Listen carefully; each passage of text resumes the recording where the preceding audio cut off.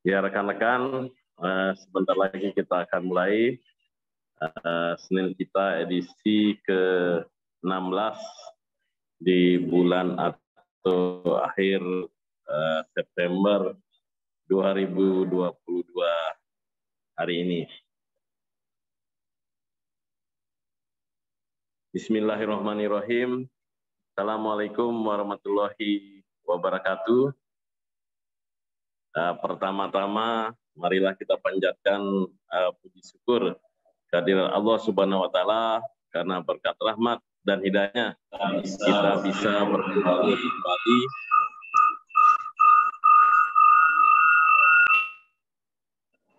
pada Senin kita hari ini, edisi ke-16 di tanggal 26 September 2022. Selawat dan salam kita haturkan kepada junjungan kita Nabi besar Muhammad SAW, karena berkat perjuangan beliau kita bisa berada di alam terang hari ini. Dan Senin kita kali ini cukup menarik dan memberikan warna terkait tentang data, yaitu bagaimana data menjadi sangat penting di dalam kita melakukan berbagai aktivitas kegiatan di dalam pemerintahan maupun di dalam perencanaan dan sebagainya. Data ini menjadi penting, utamanya juga di dalam menulis atau mengemas berita. Dan kami menyapa telah hadir di ruang Zoom meeting kita Senin kita hari ini, Sekolah Jurnalistik dan Kajian Berita yang kami hormati, Bapak Kadis Kominfotik Kabupaten Lombok Barat, Bapak Ahad Legiato, kemudian narasumber kita yaitu Bapak Sapirin, Dr. Andes Sapirin dari Statistik Ahli Media PPS Kabupaten Lombok Barat, kemudian rekan-rekan Kabid di Diskominfotik Kabupaten Lombok Barat, Kabid BSS, kemudian Kabid Sandi serta Kabid Aptika, dan rekan-rekan di OPD, kemudian di desa-desa, di puskesmas, dan ada juga rekan-rekan dari, mohon maaf saya baru lihat, dari Diskominfotik Provinsi Nusa Tenggara Barat yang juga ikut hadir pada kesempatan kali ini, dan rekan-rekan dari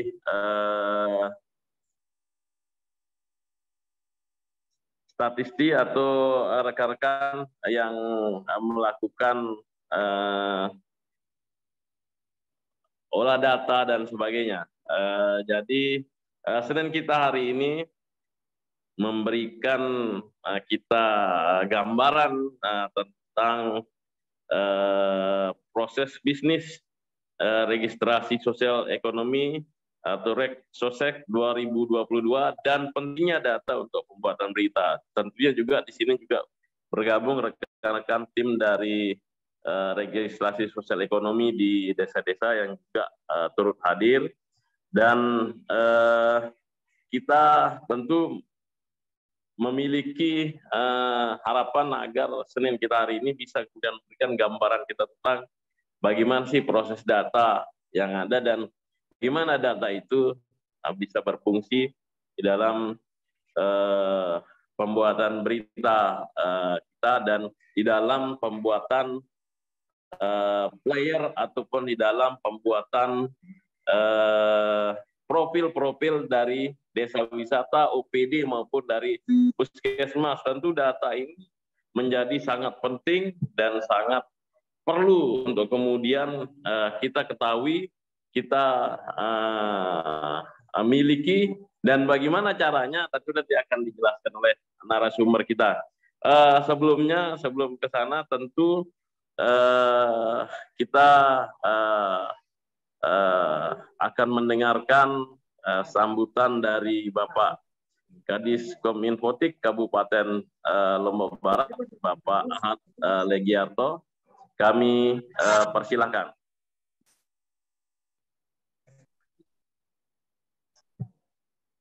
Bismillahirrahmanirrahim. Assalamualaikum warahmatullahi wabarakatuh. Selamat pagi, salam sehat buat kita semua. Alhamdulillah, bersyukur kehadirat Allah Subhanahu wa Ta'ala.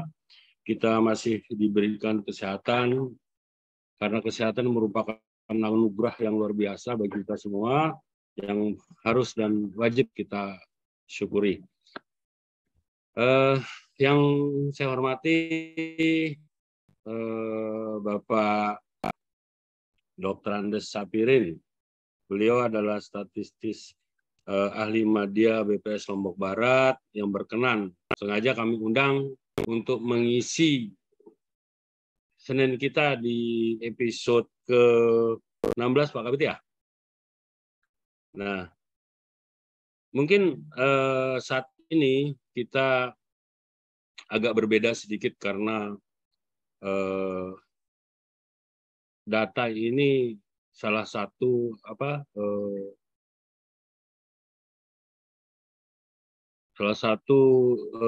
namanya yang maha penting gitu, karena sebagaimana yang pernah disampaikan oleh Pak Presiden kalau tidak salah di tahun 2019 pada saat pidatonya sidang tahunan itu tanggal 16 Agustus 2019 tepatnya itu, beliau menyebutkan bahwa data itu adalah kekayaan baru. Data yang kekayaan baru, yang mana data itu adalah sebagai dasar untuk perencanaan atau dasar untuk membangun negara. Nah, begitu pentingnya data. Ini merupakan aset yang luar biasa yang harus kita jaga bersama, kita bangun bersama untuk kemudian menjadi dasar pembangunan, sehingga tidak akan menjadi salah arah, trouble pada saat pelaksanaan dan seterusnya. Begitu pentingnya data, kami dari Dinas Kominfo mengundang Bapak narasumber terkait untuk bagaimana pentingnya data dan seterusnya. Kebetulan juga BPS saat ini sedang menyiapkan program yaitu Rexnek, kalau tidak salah ya Pak Dr. Sapirin akan menyampaikan mungkin nanti bagaimana menjelaskan registrasi sosial ekonomi yang akan dilakukan dalam waktu dekat ini. Kemudian kami di Senin kita ingin bagaimana caranya mempublish, menjelaskan kepada masyarakat melalui teman-teman peserta yang di sini bagaimana materi yang akan disampaikan kepada masyarakat, bagaimana harus menjelaskan dan seterusnya. Nah, mudah-mudahan ini juga bisa disampaikan teknis ataupun rencana dari program nasional ini, sehingga nanti ke depannya bisa lancar pada saat pelaksanaannya. Mungkin itu yang bisa saya sampaikan Pak Kabit, karena ini materinya mungkin akan cukup panjang, sehingga kita dapat bagaimana nanti untuk menjelaskan kepada masyarakat, mempublish dengan proses bisnisnya registrasi sosial ekonomi ini atau Reksostek tahun 2022 ini dapat berjalan lancar di lapangan. Ada perekrutan dan sebagainya, ada pelatihan dan sebagainya, ada kemudian pelaksanaan pada saat di bulan November kalau tidak salah ya. Mungkin itu yang bisa saya sampaikan. Terima kasih kehadiran semua teman-teman peserta. Semangat, dan terima kasih juga untuk Pak narasumber dari BPS, Pak Sapirin. Alhamdulillah sudah ada kesempatan. Mungkin ini yang bisa saya sampaikan. Silahkan dilanjut Pak Kabit. Billahi taufiq wal hidayah. Wassalamualaikum warahmatullahi wabarakatuh. Waalaikumsalam warahmatullahi wabarakatuh. Terima kasih kami sampaikan kepada Bapak Kadis Kominfo Kabupaten Lombok Barat, Bapak Ahad Legiarto atas sambutannya. Dan hari ini di Senin kita edisi ke-16 juga tentu bergabung teman-teman dari tim PCL Rek Sosek yang juga ada di beberapa wilayah di Lombok Barat. Dan dari beberapa WA grup yang kami sosialisasikan tentang program atau materi hari ini, banyak yang kemudian mengapresiasi dan ingin ikut kemudian untuk menyaksikan atau mendengarkan penjelasan dari Bapak Dr. Neri Sapirin terkait registrasi sosial ekonomi, bagaimana sih dan seperti apa. Dan tentunya harapannya adalah seperti disampaikan oleh Bapak Kadis Kominfo tadi, rekan-rekan di desa atau rekan-rekan di OPD maupun puskesmas bisa melakukan sosialisasi tentang registrasi sosial ekonomi ini, baik melalui website-nya. Jadi silahkan ditulis di website-nya untuk kemudian sosialisasi dan bagaimana sih prosesnya dan sebagainya, rekrutmen dan sebagainya, bagaimana. Nah, dan menarik yang kemudian diberitakan atau disosialisasikan melalui website bapak-bapak dan ibu-ibu supaya masyarakat lebih bisa memahami dengan informasi yang tersebar luas di semua desa, OPD maupun di puskesmas. Karena registrasi sosial ekonomi ini merupakan program nasional dan ini juga bisa menjadi panduan kita untuk memperoleh data nantinya. Bagaimana sih data-data itu bisa kita pakai untuk pemberitaan di masing-masing website kita. Dan untuk kemudian di Senin kita atau Sekolah Jurnalistik Kajian Berita hari ini, kita akan dipandu oleh salah seorang pemandu kita, moderator kita yang sudah tidak asing lagi dan sering kemudian disapa di beberapa tempat ketika ketemu ini moderator Senin kita. Jadi di beberapa tempat kemarin di Kebun Ayu ataupun tempat di Tanjung Bias dia sudah disapa dengan moderator Senin kita. Nah ini luar biasa, ini ada Bapak Dewa Atyane yang kemudian akan memandu acara kita hari ini. Beliau adalah merupakan Kepala Seksi Pelayanan Informasi di Diskominfo Kabupaten Lombok Barat dan merupakan ahli di dalam komunikasi dan informasi. Jadi untuk kemudian proses komunikasi informasi itu beliau ini ada ahlinya. Dan dia sehingga kemudian dia masuk ke peran atau humas muda di Diskominfo Kabupaten Lombok Barat. Inilah Bapak Dewa Atyane yang kemudian akan memandu tentang bagaimana proses bisnis registrasi sosial ekonomi 2022 dan bagaimana nanti kita mensosialisasikannya atau memberitakannya di masing-masing website kita supaya masyarakat kemudian lebih paham dan mengerti. Dan bagaimana kita sosialisasikan ke bawah. Nah, untuk Pak Dewa kami persilahkan. Terima kasih Pak Kabid IKP telah memberikan pengantar. Terima kasih atas kesempatan yang diberikan kepada saya. Saya Dewa Atyane, perantau humas Diskominfo Kabupaten Lombok Barat. Hari ini ditugaskan sebagai moderator yang akan memandu jalannya diskusi kita pada hari ini. Yang saya hormati rekan-rekan para peserta acara Senin kita pada hari ini, edisi ke-16, tepatnya tanggal 26 September 2022. Yang saya hormati Bapak Kadis Diskominfo Kabupaten Lombok Barat, Bapak Ahad Legiarto yang tadi telah memberikan pengantar, Bapak Kabid IKP, rekan-rekan peserta Senin kita yang saat ini telah bergabung secara online sejumlah 46 peserta dari pemerintah desa, OPD, Puskesmas, dan juga ada juga dari Diskominfotik NTB. Dan telah bergabung juga secara offline rekan-rekan dari bidang IKP sendiri yang saat ini telah bersama kami di sini. Edisi hari ini kita akan memperoleh pelajaran dari narasumber kita, Bapak Dr. Andes Sapirin. Beliau adalah statistisi ahli media dari BPS Lombok Barat yang pagi hari ini akan menyampaikan materi dan sekaligus menjadi ajang sosialisasi dari proses bisnis registrasi sosial ekonomi RegSosek tahun 2022 yang merupakan salah satu program nasional dan kemudian akan mengkaitkan dengan pentingnya data untuk pembuatan berita. Para peserta sekalian, kalau kita mengamati, menarik sekali apa yang disampaikan oleh Pak Kabid tadi.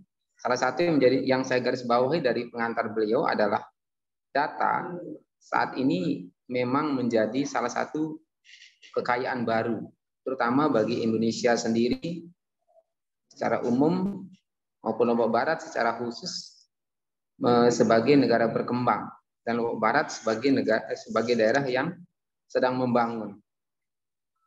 Kalau kita belajar di negara-negara yang telah maju, memang pembangunan mereka selalu berbasis kepada data. Kita contohkan, bagaimana kemudian Jepang bisa mengantisipasi tsunami dari negaranya. Itu adalah berdasarkan dari data yang mereka miliki, sehingga arah pembangunan mereka dalam mencegah terjadinya bencana di daerahnya itu benar-benar berbasis kepada data. Ada berita menarik beberapa waktu lalu di Filipina, mereka berani mensosialisasikan kepada para wisatawan untuk datang di sebuah pulau yang menjadi salah satu destinasi wisata. Pemerintah Filipina membatasi jumlah wisatawan yang datang ke pulau itu karena berdasarkan data yang mereka miliki tentang daya dukung pulau dalam menampung manusia yang boleh datang ke pulau itu. Nah, menarik sekali bahwa bagaimana kemudian data menjadi begitu penting dikaitkan dengan pembangunan maupun terkait dengan keselamatan warga negaranya.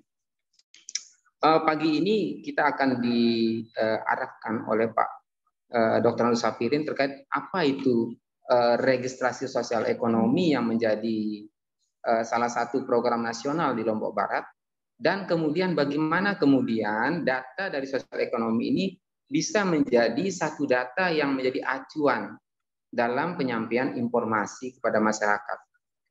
Dalam catatan kami, banyak pemberitaan-pemberitaan baik secara online maupun media cetak, sering sekali akhirnya sebuah pemberitaan menjadi kasus yang berkepanjangan. Penyebabnya apa? Pertama, terkadang ketidakjelasan dari statement yang diberikan oleh narasumber. Yang kedua adalah ketidakjelasan data yang ada, sehingga ini menjadi konflik akhirnya. Permasalahannya apa? Karena data yang disampaikan oleh narasumber seringkali berbeda dengan data yang dimiliki oleh pembaca. Artinya, dibutuhkan satu data kemudian yang bisa menjadi ibaratnya panduan bahwa demikianlah kondisi yang ada. Nah, kami berharap pagi ini narasumber bisa menyampaikan apa itu registrasi sosial ekonomi kaitannya dengan proses bisnis, maupun bagaimana kemudian data itu bisa menjadi data panduan dalam penyampaian informasi kepada masyarakat. Yang diharapkan nanti dari data hasil registrasi sosial ekonomi ini bisa dijadikan panduan oleh pemerintah desa maupun OPD dalam menyusun perencanaan pembangunan maupun dalam menyampaikan informasi kepada masyarakat. Sehingga hal-hal yang terkait dengan kesimpang siuran terkait dengan data itu bisa teratasi dengan program ini. Mungkin untuk mempersingkat acara kita hari ini, kita langsung saja menuju ke narasumber kita pada hari ini, Bapak Dr. Andus Sapirin. Selamat bergabung, Pak narasumber, Pak Dr. Andus Sapirin. Iya, selamat pagi, Pak Dewa. Ya, mungkin untuk lebih efektifnya acara ini, Pak, kita sepakati kita sekarang mulai di pukul 9:38, Pak.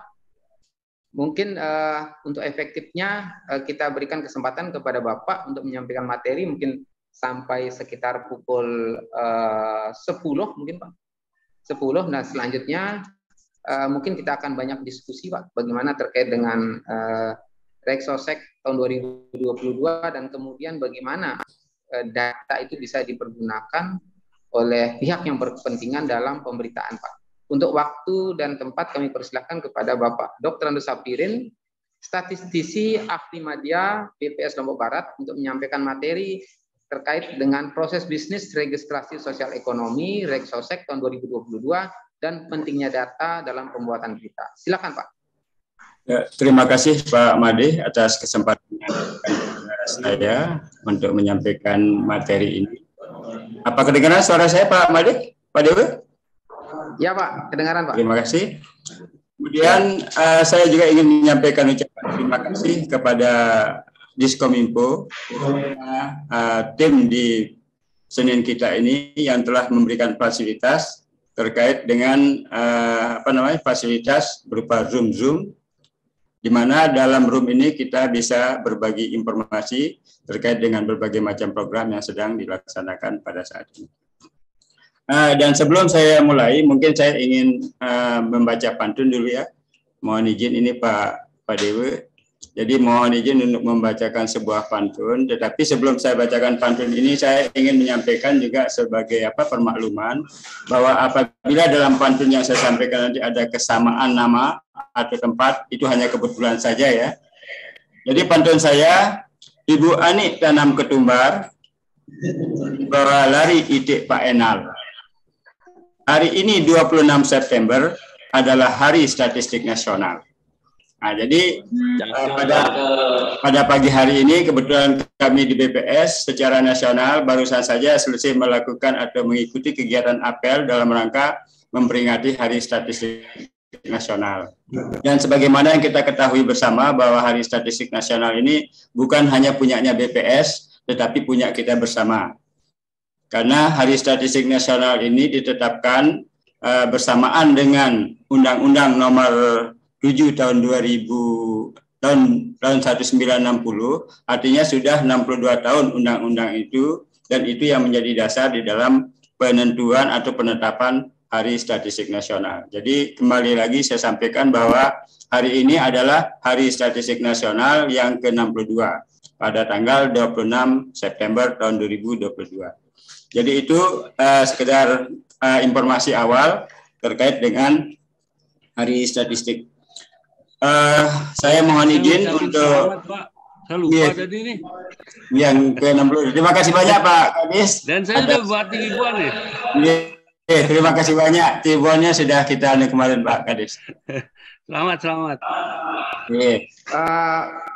Karena Pak Kadis telah berkomentar barusan dan narasumber telah mengawali dengan pantun, maka kami berharap nanti Pak Kadis juga akan memberikan pantun untuk Hari Statistik Nasional. Ya, mudah-mudahan. Semoga Pak Kadis bisa mempersiapkan dari sekarang Pak pantunnya untuk nanti di akhir acara Pak Kadis. Ya kalau silakan Pak. Kalau Pak Dewi supaya bisa di semacam biar bisa kita publish gitu di kegiatan kita. Jangan lupa Pak, pantun ini dicatat Pak, pantun di Pak Kadis Kominfo Pak, jangan lupa Pak. Iya, siap. Siap Pak. Okay. Terima kasih Pak Dewa. Jadi kita silakan, bisa Pak. Mulai ya. Silakan Pak. Izin untuk share screen. Siap Pak.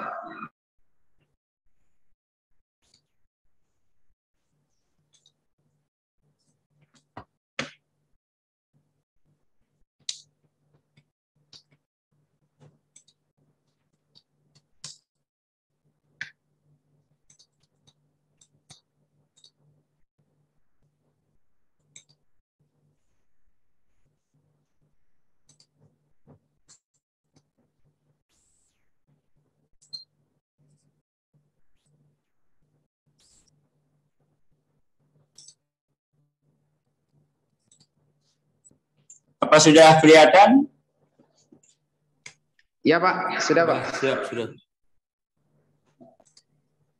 Baiklah, Bapak-Bapak, Ibu-Ibu sekalian, saya mungkin ingin menyapa kepada Bapak-Bapak dan Ibu yang hadir di kesempatan ini, baik yang ada di OPD maupun ada di desa, termasuk juga tadi yang hadir dari Kominfo Provinsi. Terima kasih banyak atas kesempatannya untuk hadir bersama kami di sini dalam acara Senin kita, di mana kehadiran Bapak Ibu tentu sangat berarti bagi kami, karena dengan hadirnya Bapak Ibu di Senin kita ini, saya dari BPS tentu akan merasa sangat senang, karena paling tidak harapan kami nanti apa yang kami sampaikan ini akan bisa juga ikut disampaikan, disosialisasikan ke berbagai pihak yang ada di tempat masing-masing. Baiklah, jadi sebagaimana yang disampaikan oleh Pak Dewo tadi, bahwa yang saya sampaikan ini adalah proses bisnis registrasi sosial ekonomi. Namun sebelum sampai ke materi, mungkin perlu saya sedikit menyampaikan, ini ada 4 poin nanti saya akan sampaikan outline-nya untuk pertemuan hari ini. Yang pertama terkait dengan pendahuluan. Jadi untuk kegiatan Reksosek ini ada latar belakangnya. Jadi kalau kita mengacu kepada apa yang sudah disampaikan oleh berbagai narasumber kemarin terkait dengan Reksosek ini berawal dari rapat terbatas yang dilakukan oleh Presiden, beberapa kali rapat terbatas. Yang pertama tanggal 4 Maret tahun 2020, yaitu membahas tentang strategi percepatan pengentasan kemiskinan. Di mana pada rapat terbatas tersebut, Presiden berharap bahwa nantinya target kemiskinan ekstrim 0% itu akan tercapai pada tahun 2024. Jadi yang dimaksud dengan kemiskinan ekstrim itu adalah kemiskinan di mana penghasilan penduduk per kapita per hari itu sebesar 1,9 dolar, setara dengan 1,9 US dolar Amerika. Jadi kalau ada penduduk yang penghasilannya di bawah 1,9 US dollar, maka penduduk tersebut termasuk kemiskinan penduduk yang miskin ekstrim. Nah, itu yang akan disasar oleh pemerintah dalam hal ini Presiden pada tahun 2024 itu akan menjadi 0%. Kemudian dalam pertemuan ratas tersebut juga Presiden menyampaikan bahwa data penduduk miskin ekstrim ini perlu divalidasi. Dalam arti bahwa selama ini mengenai nama dan alamat, by name by address-nya mungkin ada yang kurang tepat, sehingga perlu dilakukan semacam validasi data. Kemudian Presiden juga mengharapkan untuk melakukan strategi pengentasan kemiskinan yang 3T, yaitu terkonsolidasi, terintegrasi, dan tepat sasaran. Di mana integrasi itu mestinya dilakukan juga sampai level desa, tidak hanya nasional. Dan harapannya nanti integrasi sampai level desa, pemerintah desa ini melalui monografi yang ada di desa. Kemudian rapat terbatas pada tanggal 21 Juli 2021 yang membahas mengenai strategi penanggulangan kemiskinan kronis, Presiden juga mengharap bahwa akan terjadi percepatan penanganan kemiskinan ekstrem tersebut harus dilakukan melalui atau wajib dilakukan melalui adanya kolaborasi intervensi. Artinya intervensi yang dilakukan oleh kementerian lembaga jangan sampai sendiri-sendiri, karena akan berakibat adanya tumpang tindih di dalam penanganan kemiskinan tersebut. Kemudian harapannya diharap bahwa basis data itu perlu dipertajam supaya target daripada sasaran itu bisa diselesaikan melalui upaya percepatan. Kemudian Presiden juga mengharapkan bahwa di dalam pengentasan kemiskinan, penanggulangan kemiskinan kronis itu hendaknya juga tidak hanya melibatkan kementerian lembaga, tetapi juga bisa melibatkan sektor-sektor swasta. Kemudian rapat terbatas Satu Data Indonesia yang dilakukan pada tanggal 30 Mei 2022, Presiden memberikan mandat kepada BPS untuk melakukan atau melaksanakan registrasi sosial ekonomi. Dan ini juga diperkuat oleh pidato Presiden pada tanggal 16 Agustus 2022 dalam penyampaian rancangan Undang-Undang APBN tahun 2023. Di sana pemerintah, dalam hal ini Presiden, berharap ada reformasi program. Jadi reformasi program perlindungan sosial yang diarahkan pada perbaikan basis data penerima melalui pembangunan data registrasi sosial ekonomi atau REGSOSEK, serta percepatan ke penghapusan kemiskinan ekstrim. Nah, jadi inilah yang menjadi dasar bagi BPS di dalam melakukan atau melaksanakan kegiatan REGSOSEK pada tahun 2002 saat ini. Kemudian ini mungkin juga latar belakang lain yang mengharuskan ada kegiatan REGSOSEK ini. Yang pertama, bahwa mungkin Presiden itu berharap bahwa bantuan sosial sebagai bagian dari perlindungan sosial itu haruslah disalurkan tepat sasaran, terutama pada masyarakat-masyarakat yang betul-betul membutuhkan. Kemudian, karena data-data target program pada saat ini masih sangat sektoral, artinya masing-masing kementerian lembaga itu banyak yang memiliki basis data yang sendiri-sendiri di dalam menyalurkan program bantuan sosialnya. Artinya kadang-kadang data yang dimiliki oleh salah satu kementerian atau lembaga tidak mau dibagi-bagikan kepada kementerian lembaga yang lain. Sehingga boleh dibilang masing-masing itu berdiri sendiri atau ego sektor. Kemudian anggaran yang digunakan untuk pendataan atas nama masyarakat oleh berbagai kementerian lembaga itu karena masing-masing melakukan pendataan sendiri-sendiri sangat banyak, sangat besar, dalam arti mencapai hingga 12 triliun.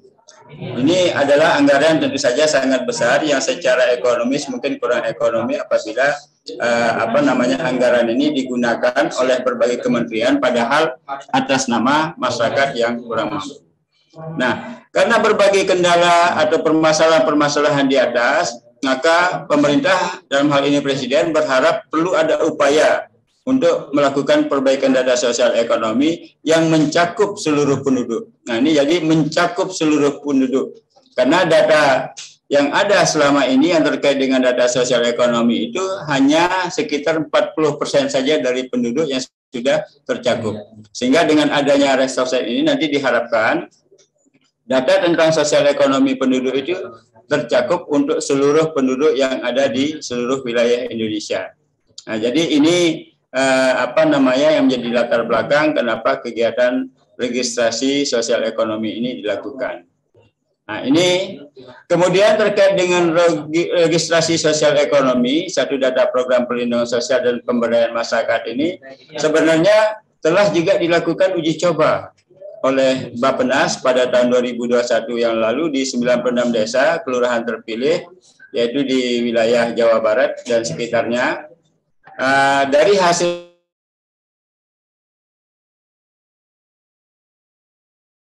itu nanti dan REGSOSEK ini merupakan upaya pemerintah untuk mewujudkan satu data program perlindungan sosial dan juga pemberdayaan masyarakat. Jadi selain untuk kepentingan program perlindungan sosial juga untuk pemberdayaan masyarakat, karena sasarannya nanti tidak hanya terbatas kepada masyarakat yang kelas paling bawah, bisa juga kelas menengah ke atas dan sebagainya.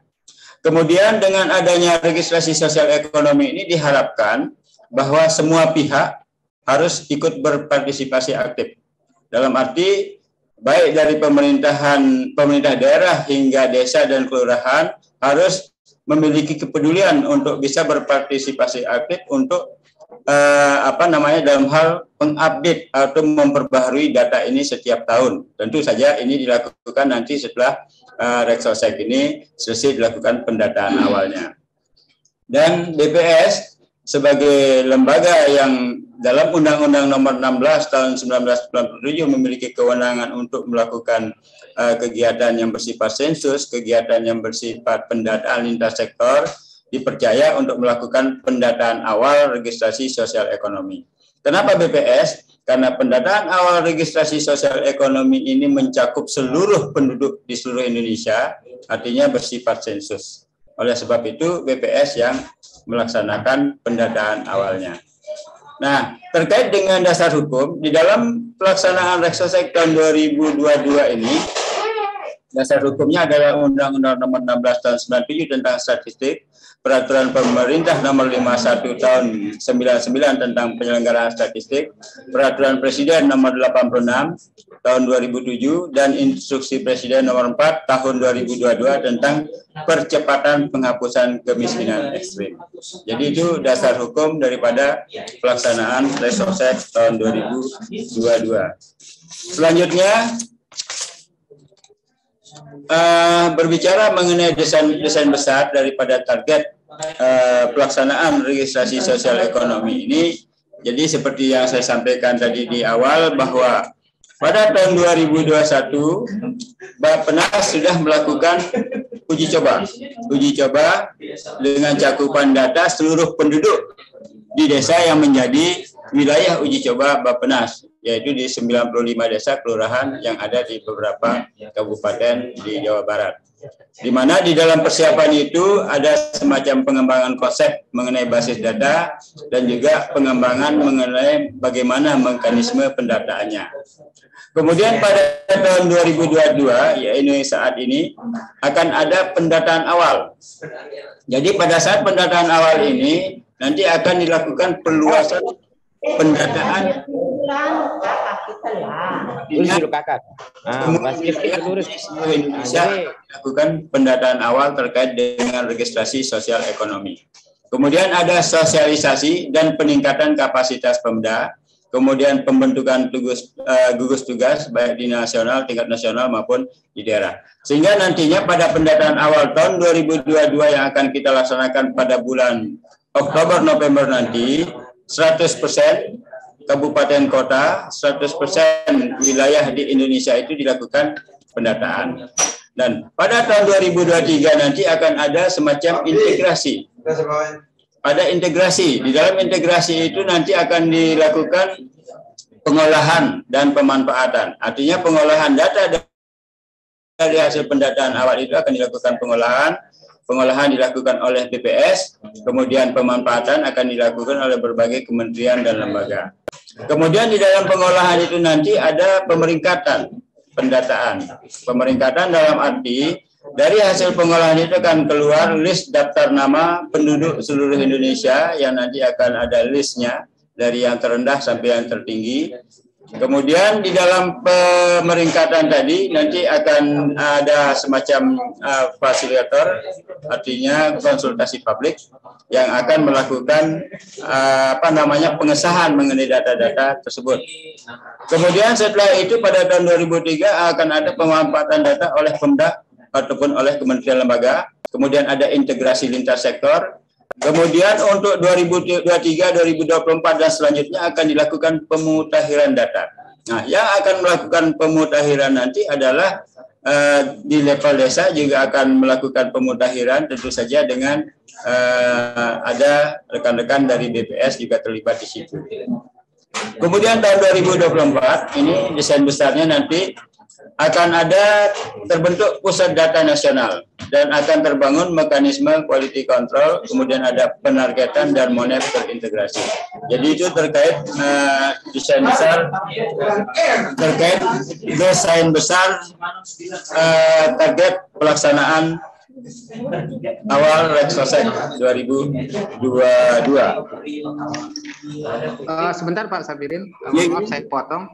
Mungkin saya sampaikan kepada peserta yang saat ini mengikuti Zoom pada pagi hari ini, agar mungkin lebih jelas suara narasumber bisa didengar. Bagi peserta yang mengikuti, harap hanya mengaktifkan video saja, sementara dinonaktifkan agar suara yang kita dengar hanya suara narasumber. Mungkin nanti ketika akan menyampaikan pertanyaan, mungkin baru suara dari peserta yang akan bertanya boleh diaktifkan. Sementara ketika belum diskusi, cukup videonya saja diaktifkan sehingga suara yang tertangkap hanya suara narasumber. Terima kasih. Silakan Pak Sapirin, dilanjutkan. Oke, terima kasih Pak Dewa. Ya. Selanjutnya terkait dengan ruang lingkup ya. Jadi kita kembali kepada ruang lingkup pendataan awal. Jadi kenapa dikatakan pendataan awal? Bahwa pendataan awal ini dilakukan oleh BPS terhadap seluruh penduduk yang ada di seluruh wilayah Indonesia, dan nanti akan pada tahap selanjutnya setelah data ini tersedia akan ada semacam update oleh bahkan sampai level desa oleh aparat di tingkat desa. Kemudian pendataan ini akan dilakukan pada tanggal 15 Oktober sampai dengan 14 November tahun 2022. Ini selama 1 bulan, artinya 100%. Pendataan awal Restosek ini merupakan atau menggunakan pendekatan keluarga, tentu saja dengan memperhatikan domisili semua anggota keluarga yang tercantum pada kartu keluarga. Kemudian di dalam pengumpulan data ini menggunakan mode paper dan pensil, artinya menggunakan kuesioner nanti, dan juga pada saat pendataan nanti petugas itu akan melakukan geotagging dan juga foto. Nah, jadi nanti rumah tangga yang akan dikunjungi oleh petugas itu akan dilakukan geotagging dan juga foto mengenai kondisi tempat tinggalnya.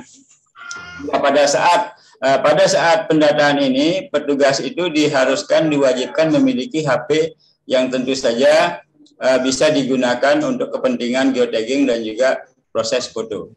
Kemudian yang dikumpulkan dari kegiatan Restosek ini adalah variabel-variabel seperti variabel kependudukan dan ketenagakerjaan, variabel perumahan, variabel kesehatan dan disabilitas, variabel perlindungan sosial, variabel pendidikan, pemberdayaan ekonomi, dan tentu saja outputnya nanti adalah basis data kependudukan. Pendataan awal Restosek 2022.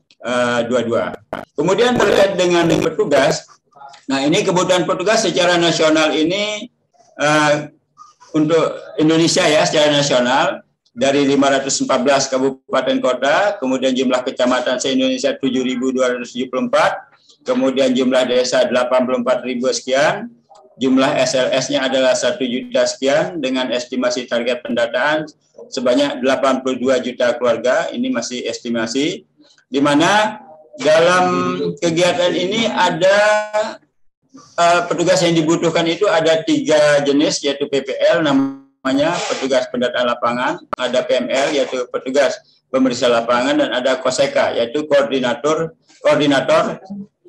sensus kecamatan. Nah, beban daripada PPL petugas lapangan ini ya rata-rata sekitar 250 keluarga yang harus dikunjungi dalam 1 bulan tersebut. Kemudian untuk PML nanti akan mengawasi, memonitor sebanyak 4 PPL. Kemudian untuk KOSEKA akan mengkoordinir 4 PML ke bawah. Jadi itu jumlah petugas secara secara keseluruhan untuk tingkat nasional itu membutuhkan sebanyak 441.653 orang petugas se-Indonesia, di mana 343.000 diantaranya adalah PPL dan PML-nya 86.000. Kemudian untuk level Provinsi NTB, ini jumlah petugas yang dibutuhkan untuk PPL itu sekitar 7.120. Kemudian untuk level Kabupaten Lombok Barat sebanyak 972 PPL, 245 PML, dan 20 KOSEKA. Di mana PPL dan PML ini terdiri dari mitra BPS. Jadi mitra BPS ini adalah yang membantu BPS dalam berbagai macam kegiatan. Dan untuk kegiatan Restosek ini, rekrutmen petugas PPL dan PML ini dilakukan melalui aplikasi Sobat BPS. Jadi calon petugas melakukan registrasi pendaftaran melalui Sobat BPS. Dan sampai saat ini sudah jumlah petugas yang dibutuhkan sebanyak 1.237 sudah mungkin besok pagi sudah peak semua, karena pada tanggal 30 September nanti petugas-petugas tersebut sudah dilakukan pelatihan. Jadi sampai dengan kondisi pagi ini petugas ini sudah hampir 100% sudah terpenuhi. Cuman ada memang beberapa petugas yang mengundurkan diri karena sesuatu dan lain hal, mungkin karena pada saat bersamaan, pada saat pelatihan, mereka ada kegiatan, mungkin ada yang diterima menjadi pegawai di tempat lain, sehingga mereka itu mengundurkan diri, sehingga dilakukan penggantian petugas. Jadi untuk Lombok Barat ini ada 10 kecamatan, 122 desa, kemudian 4.463 SLS. SLS ini sama dengan satuan lingkungan setempat, dan estimasi target pendataan itu 247.793 keluarga. Jadi ini untuk petugas ini nanti akan dilatih selama 2 hari di beberapa hotel yang ada. Nah, itu terkait dengan ruang lingkup petugas. Kemudian terkait dengan tahapan. Nah, ini tahapan kegiatan ini juga perlu saya sampaikan supaya kita yang hadir pada kesempatan ini bisa memahami. Ya, kalau secara timeline besarnya, bahwa pendataan ini dimulai dari pelatihan Intama namanya, ada pelatihan INAS, Instruktur Nasional, kemudian INDA, ini dilakukan pada bulan September-Oktober, kemudian pada saat ini, yaitu September sampai dengan Oktober, ada rekrutmen dan pelatihan tugas lapangan, ya, di mana rekrutmen petugas itu dilakukan melalui aplikasi Sobat, yaitu pendaftarannya, kemudian ada seleksinya, kemudian penerimaan petugas, di mana pelatihan petugas untuk BPS Kabupaten Lombok Barat akan dilaksanakan pada tanggal 30 September sampai dengan 7 Oktober 2022 di 3 hotel yang ada. Kemudian setelah petugas ini dilatih, nanti pada tanggal 30 September sampai dengan 7 Oktober, masing-masing 2 hari, sebanyak 4 gelombang, maka petugas nanti akan turun ke lapangan door to door pada tanggal 15 Oktober sampai dengan 14 November 2022. Jadi petugas-petugas yang turun nanti melakukan verifikasi keluarga, karena mereka juga akan membawa daftar nama, list, by name by address yang merupakan hasil daripada sensus penduduk. Kemudian ada identifikasi tingkat kesejahteraan, di mana identifikasi tingkat kesejahteraan ini nanti akan berkoordinasi dengan kepala dusun atau kepala lingkungan di masing-masing desa.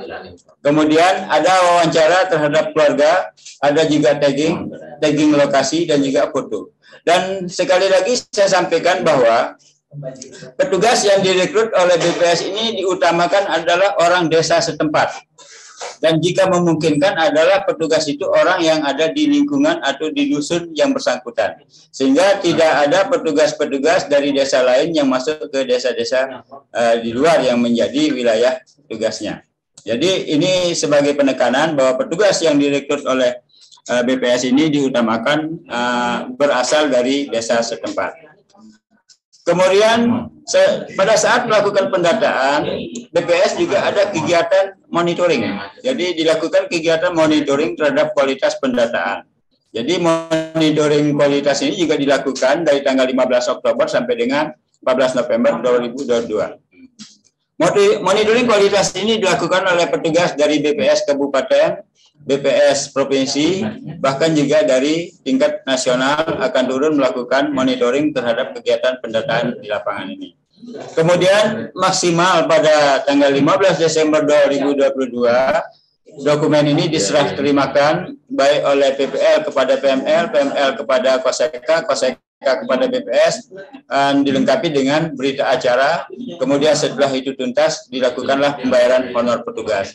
Dan pembayaran honor petugas untuk kegiatan Restolsek ini dilakukan melalui rekening bank. Jadi tidak ada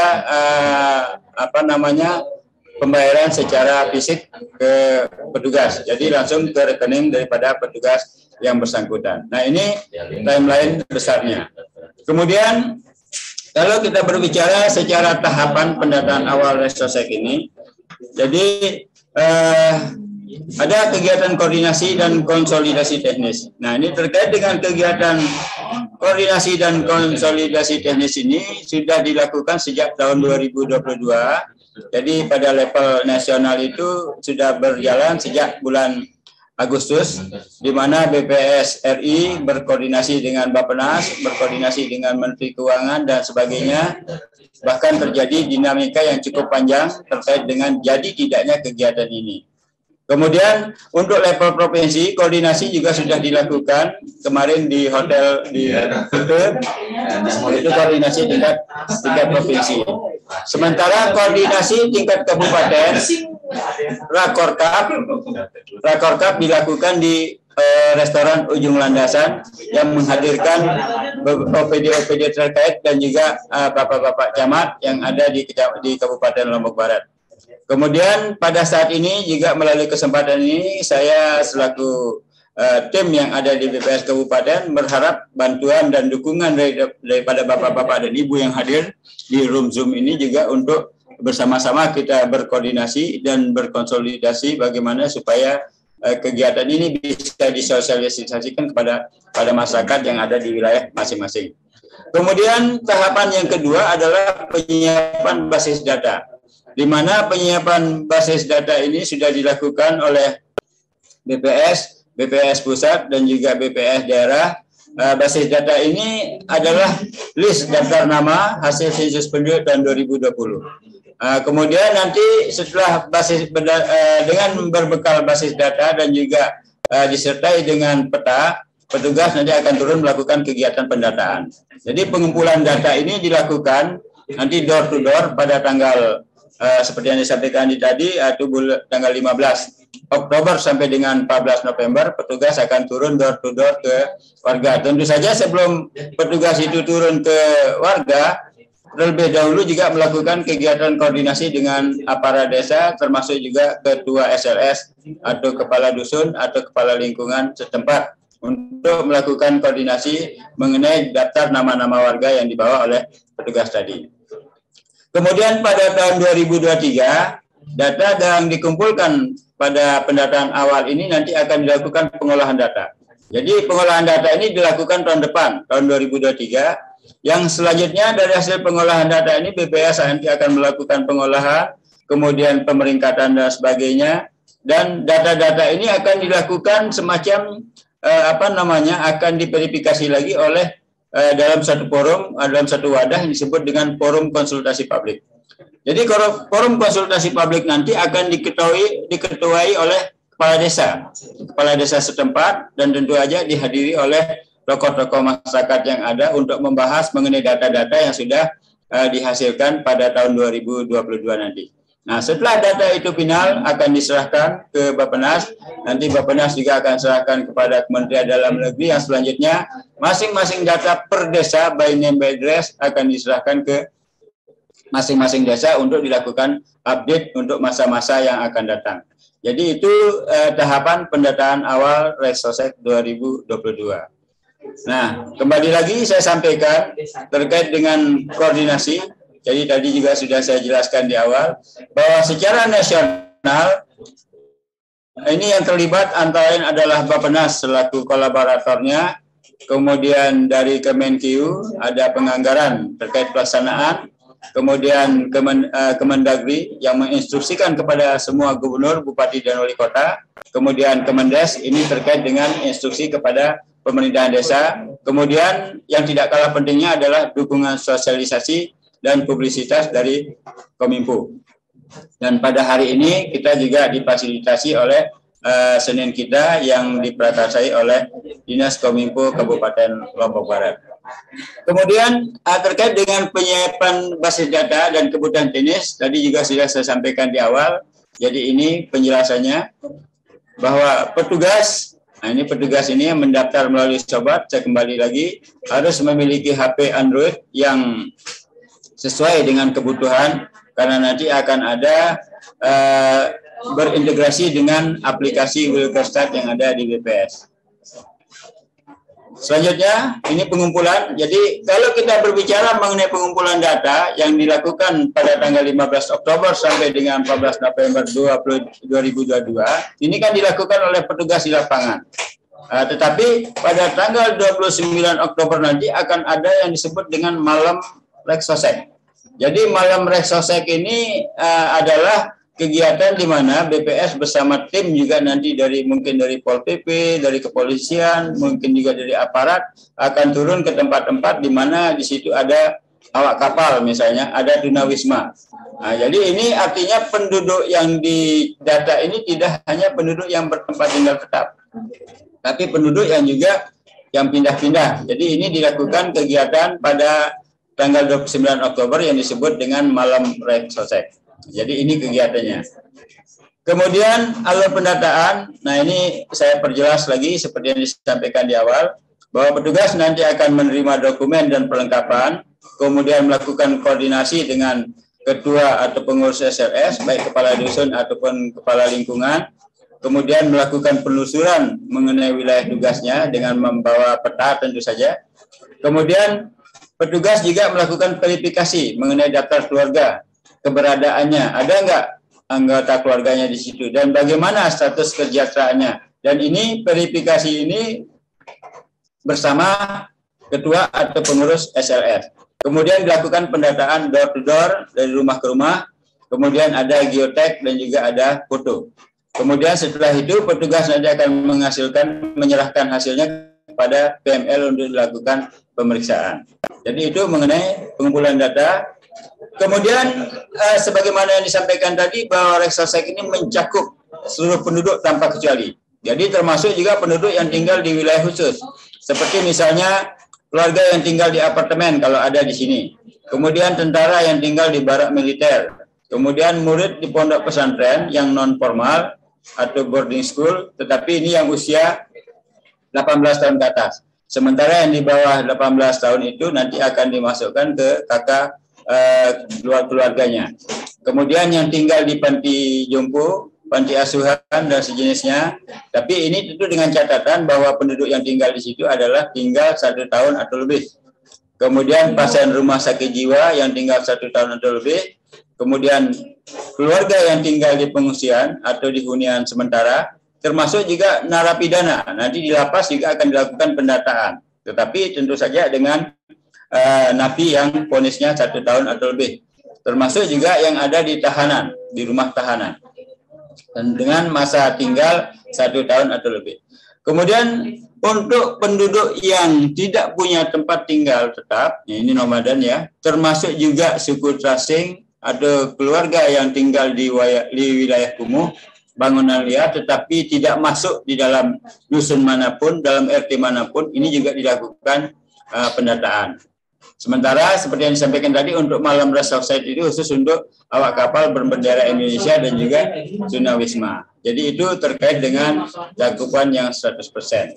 Nah, terkait dengan pengolahan data. 5 menit lagi Pak Safirin. Oke, terima kasih. Oke, ya. 5 menit ya. Ya Pak. Ini untuk pengolahan data mungkin saya tidak akan skip ini sedikit. Karena data setelah di-entry akan diperingkat oleh BPS, kemudian ada validasi model, kemudian dicetak sebagai daftar FKP, nanti akan dikonsultasikan atau dibicarakan di forum konsultasi publik untuk dilakukan pengesahan.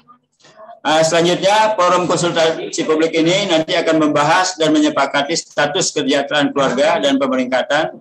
Dan ini adalah salah satu cara untuk mendapatkan dukungan dan hasil dengan pengesahan daftar keluarga hasil pendataan oleh. Nah, jadi petugas FKP ini, pemimpin FKP adalah Kades atau kepala desa, kemudian ada fasilitatornya dan asistennya, ada peserta dan ada petugas entry data. Jadi itu terkait dengan FKP. Nah, apa sih tujuan dari pendataan awal Reksosek ini? Jadi ini tujuannya ya. Jadi kenapa ini juga dilaksanakan sangat urgen ya, mendadak. Pertama karena terbatasnya data sosial ekonomi yang mencakup semua penduduk. Artinya data yang ada itu hanya mencakup 40%. Sehingga perlu untuk target program itu perlu dilakukan pendataan ini. Kemudian belum ada kontrol standar, kemudian data target juga masih sangat sektoral. Jadi tujuan daripada Reksosek ini adalah menangkap dinamika perubahan kesejahteraan masyarakat. Karena mungkin tadi ada masyarakat yang kehidupannya miskin, sekarang menjadi kaya, atau sebaliknya. Nah, ini akan ditangkap untuk Reksosek 2022 ini.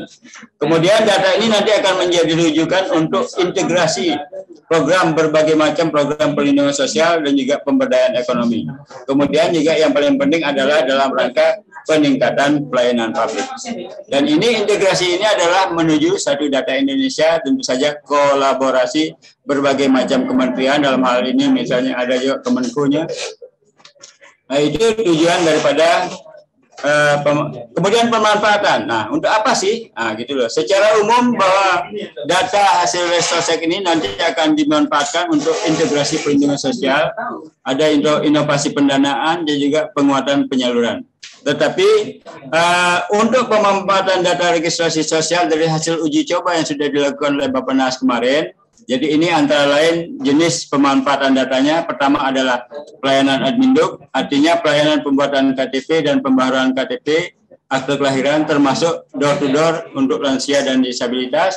Kemudian ada prioritas penerima bantuan, ada basis data perencanaan inklusif dan advokasi, dan ini akan menjadi sumber data untuk kegiatan Musrenbangdes dan Musrenbang Kap Kota untuk pembangunan infrastruktur. Ini adalah daerah yang menjadi uji coba Restosek Bappenas tahun 2021. Jadi pemanfaatan hasil daripada pendataan ini adalah bisa digunakan juga untuk sumber data Musrenbang Des. Kemudian juga dari hasil pendataan itu bisa melakukan atau membentuk kelompok-kelompok usaha, manajemen bersama, inisiasi program. Ini kenapa bisa terbentuk? Karena dari data sosial ekonomi ini kan ada sekitar 53 variabel, di mana variabel-variabel itu nanti ada terlihat apa fasilitas, apa kebutuhan dari masing-masing penduduk yang ada di hasil pendataan tadi. Nah, mungkin itu yang bisa saya sampaikan Pak Dewa terkait dengan Restosek ini. Nanti kalau misalnya ada hal-hal yang ingin kita diskusikan, kami siap. Demikian yang saya sampaikan. Wabillahi taufiq wal hidayah. Assalamualaikum warahmatullahi wabarakatuh. Waalaikumsalam Pak. Pak Safirin, statistisi ahli media BPS Lombok Barat, Pak. Menarik sekali tadi Pak Safirin. Mungkin sebelum nanti akan berkembang ke diskusi Pak, mungkin bisa ditambahkan sedikit Pak. Karena kondisi sosial masyarakat kita sering rada-rada agak sensitif terhadap pendataan, Pak. Apalagi di era Bansos dan BLT, Pak. Nah, jangan sampai nanti masyarakat yang didata seolah-olah sudah menganggap dirinya sudah terdata sebagai penerima Bansos maupun BLT, Pak. Nah, ini yang kadang-kadang harus kita antisipasi. Mungkin bisa dijelaskan nanti Pak Safirin, bagaimana kemudian BPS akan berkoordinasi dengan pemerintah desa terhadap sosialisasi sebelum dilaksanakan Regostek ini, Pak. Kemudian akan terhadap Regsosek ini, Pak. Dan mungkin sebelum saya akan lempar ke diskusi, apakah nanti BPS selain melibatkan pemerintah desa, apakah BPS juga melibatkan OPD terkait, Pak? Karena di kecamatan juga ada kasih kesos, Pak. Kemudian di puskesmas juga ada, Pak, tugas yang terkait dengan hal itu dari sisi kesehatan masyarakatnya, Pak. Dan banyak juga rekan-rekan mungkin wartawan yang akan bertanya, Pak, kapan final dari data ini bisa diakses sebagai sumber pemberitaan, Pak? Tadi juga saya sempat dengar, Pak, bahwa nanti datanya akan menjadikan data untuk Musrenbang. Otomatis ketika data ini akan menjadikan data Musrenbang, itu akan meningkat levelnya, Pak. Kemudian menjadi data di pertama akan menjadi data di Musrenbang Des, meningkat ke Musrenbang tingkat kecamatan, kemudian meningkat ke Musrenbang tingkat kabupaten dan provinsi, Pak. Nah, mungkin sebelum kita diskusi bisa ditambahkan sedikit, Pak, tentang bagaimana BPS kemudian berkoordinasi dengan pemerintah desa dan apa melibatkan juga OPD terkait, Pak, terkait hal ini, dan bagaimana kemudian rekan-rekan dari jurnalis nantinya bisa mengakses ketiga data ini sudah absa, Pak. Mungkin bisa ditambahkan sedikit, Pak Safirin, sebelum kita akan diskusi ke peserta yang telah bergabung. Silakan, Pak Safirin. Ya, terima kasih banyak Pak Dewa. Jadi seperti yang saya sampaikan di awal bahwa kegiatan Restosek ini memang untuk pendataannya adalah yang melaksanakan BPS. Tapi sesungguhnya Restosek ini adalah awalnya merupakan dari Bappenas yang meminta kepada BPS bagaimana supaya ada tersedia data yang bersifat menyeluruh. Kalau yang tadi data yang tersedia untuk kepentingan berbagai macam program perlindungan sosial itu yang 40% kan, itu hasil dari BDT. Data itu ada di TNP 2K. Nah, Bappenas berharap supaya data itu bisa lebih lengkap. Artinya tidak hanya 40%, artinya seluruh penduduk. Nah, artinya bahwa data yang dihasilkan dari Regsosek ini nanti tidak semuanya data penduduk miskin. Karena seperti disampaikan tadi, di situ ada bupati, ada gubernur, ada presiden, sampai dengan yang paling bawah. Nah, yang saya sampaikan tadi yang akan dibahas di forum konsultasi publik nanti setelah data ini selesai tahun 2022 dan 2023 diolah, adalah akan ada misalnya data-data yang menurut pengakuan dari kepala dusun atau kepala lingkungan, ini loh penduduk saya yang miskin, inilah yang kurang miskin, inilah yang hampir miskin, bisa seperti itu. Nah, itu data-data itu nanti akan dibicarakan di forum konsultasi publik. Tetapi itu nanti setelah pengolahan tahun 2023. Nah, jadi untuk tahun 2022 ini BPS melakukan pendataan awal seluruh penduduk.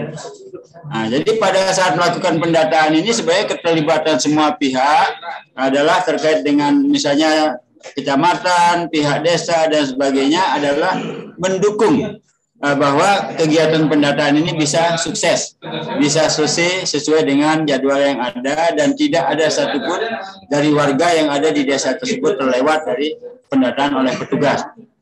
Yang walaupun petugasnya adalah notabene orang-orang desa setempat. Dan tentu saja sebelum mereka turun, mereka melakukan koordinasi dengan kepala desa dan juga ketua SLS atau kepala dusun atau kepala lingkungan. Nah, kapan data ini bisa diakses dan untuk apa? Nah, untuk yang saya contohkan tadi, data ini nanti kalau sudah selesai akan bisa digunakan. Nah, tadi yang saya contohkan itu adalah untuk yang sudah dilakukan oleh Bappenas pada tahun 2021, pernah dilakukan oleh Bappenas selaku uji coba. Hasil dari uji coba yang dilakukan oleh Bappenas itu, data itu bisa dimanfaatkan untuk, nah kayak tadi. Jadi data itu bisa digunakan untuk musrenbang di desa yang bersangkutan. Nah, untuk data yang dilakukan pendataan awal oleh BPS tahun 2022 ini adalah melengkapi semua itu, dan memang rencananya nanti setelah 2024 begitu data ini final, nanti akan bisa digunakan oleh desa. Tentu saja nanti pihak desa melalui monografi desanya akan memiliki kewenangan untuk melakukan update terhadap data itu. Karena seperti disampaikan tadi bahwa kondisi penduduk ini kan penuh dinamika. Orang yang tadinya misalnya kelasnya begini bisa menjadi begini dan seterusnya.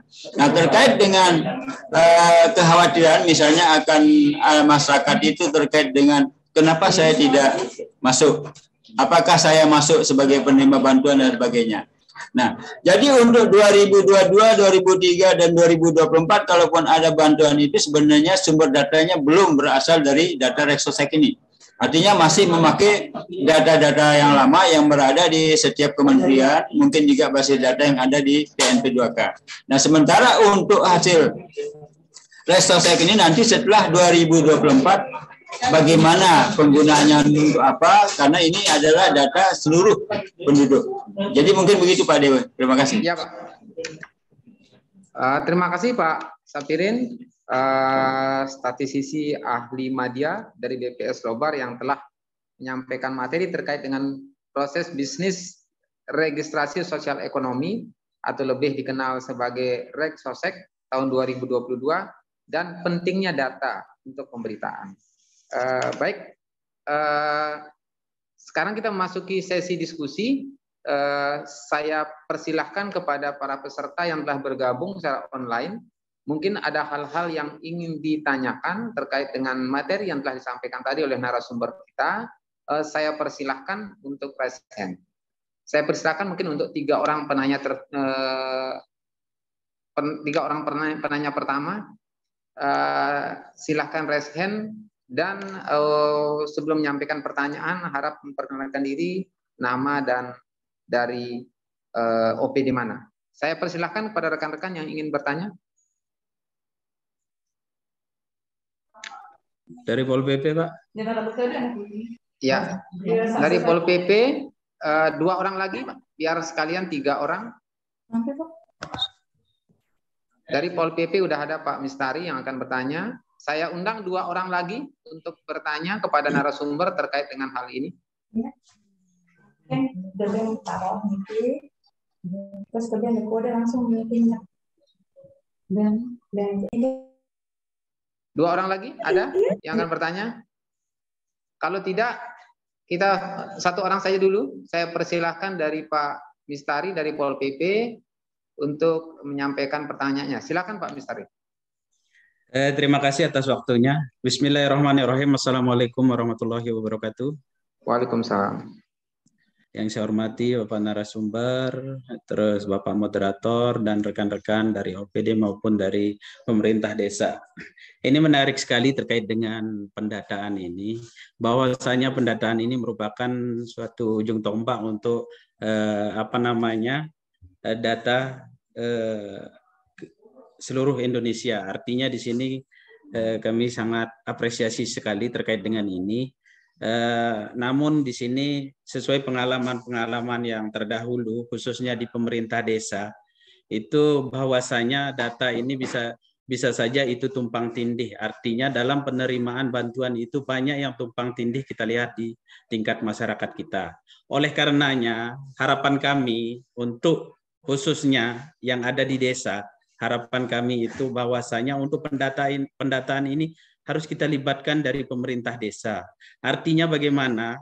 Sesuai pengalaman-pengalaman yang terdahulu, bahwasanya kalau ada bantuan-bantuan itu terus yang dicecar itu adalah pemerintah desa maupun pemerintah dusun RT, itu yang dicecar oleh masyarakat. Kenapa saya tidak mendapatkan bantuan? Padahal saya tidak mampu. Itu pengalaman-pengalaman yang ada di desa.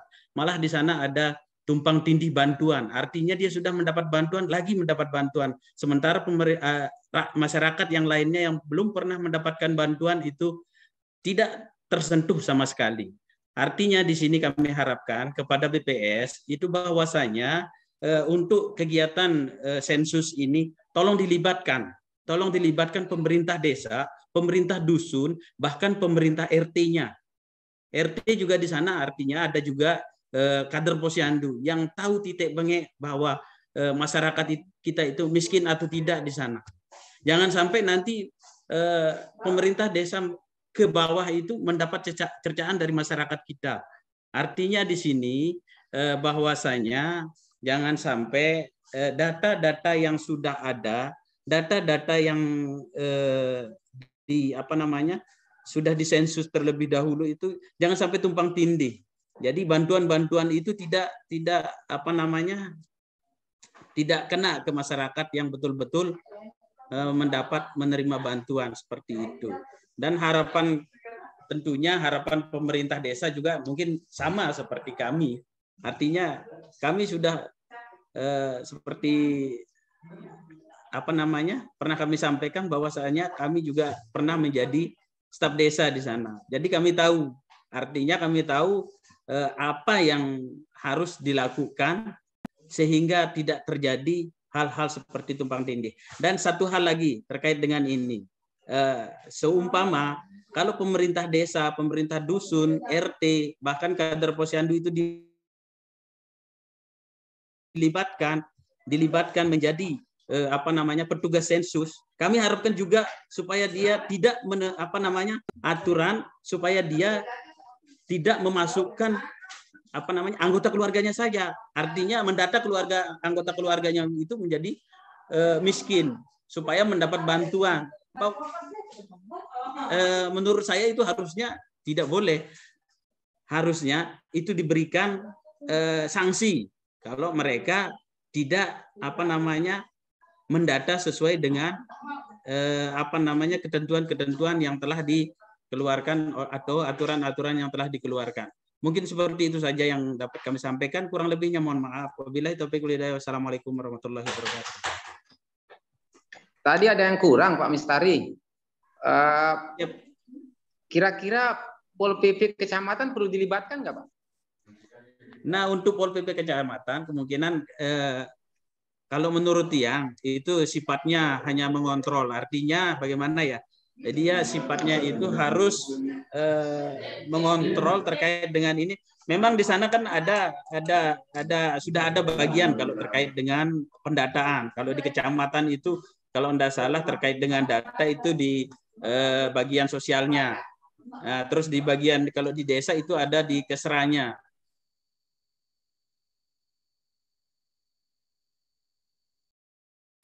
Mungkin pendampingan saja kalau sifatnya untuk Pol PP kecamatan. Artinya kalau Pol PP diminta untuk mendampingi siap Pak Mistari ya? Kemungkinan kami belum bisa menjawab ini. Harusnya kami harus koordinasi dengan pemerintah atasan kami. Kenapa saya bilang begitu?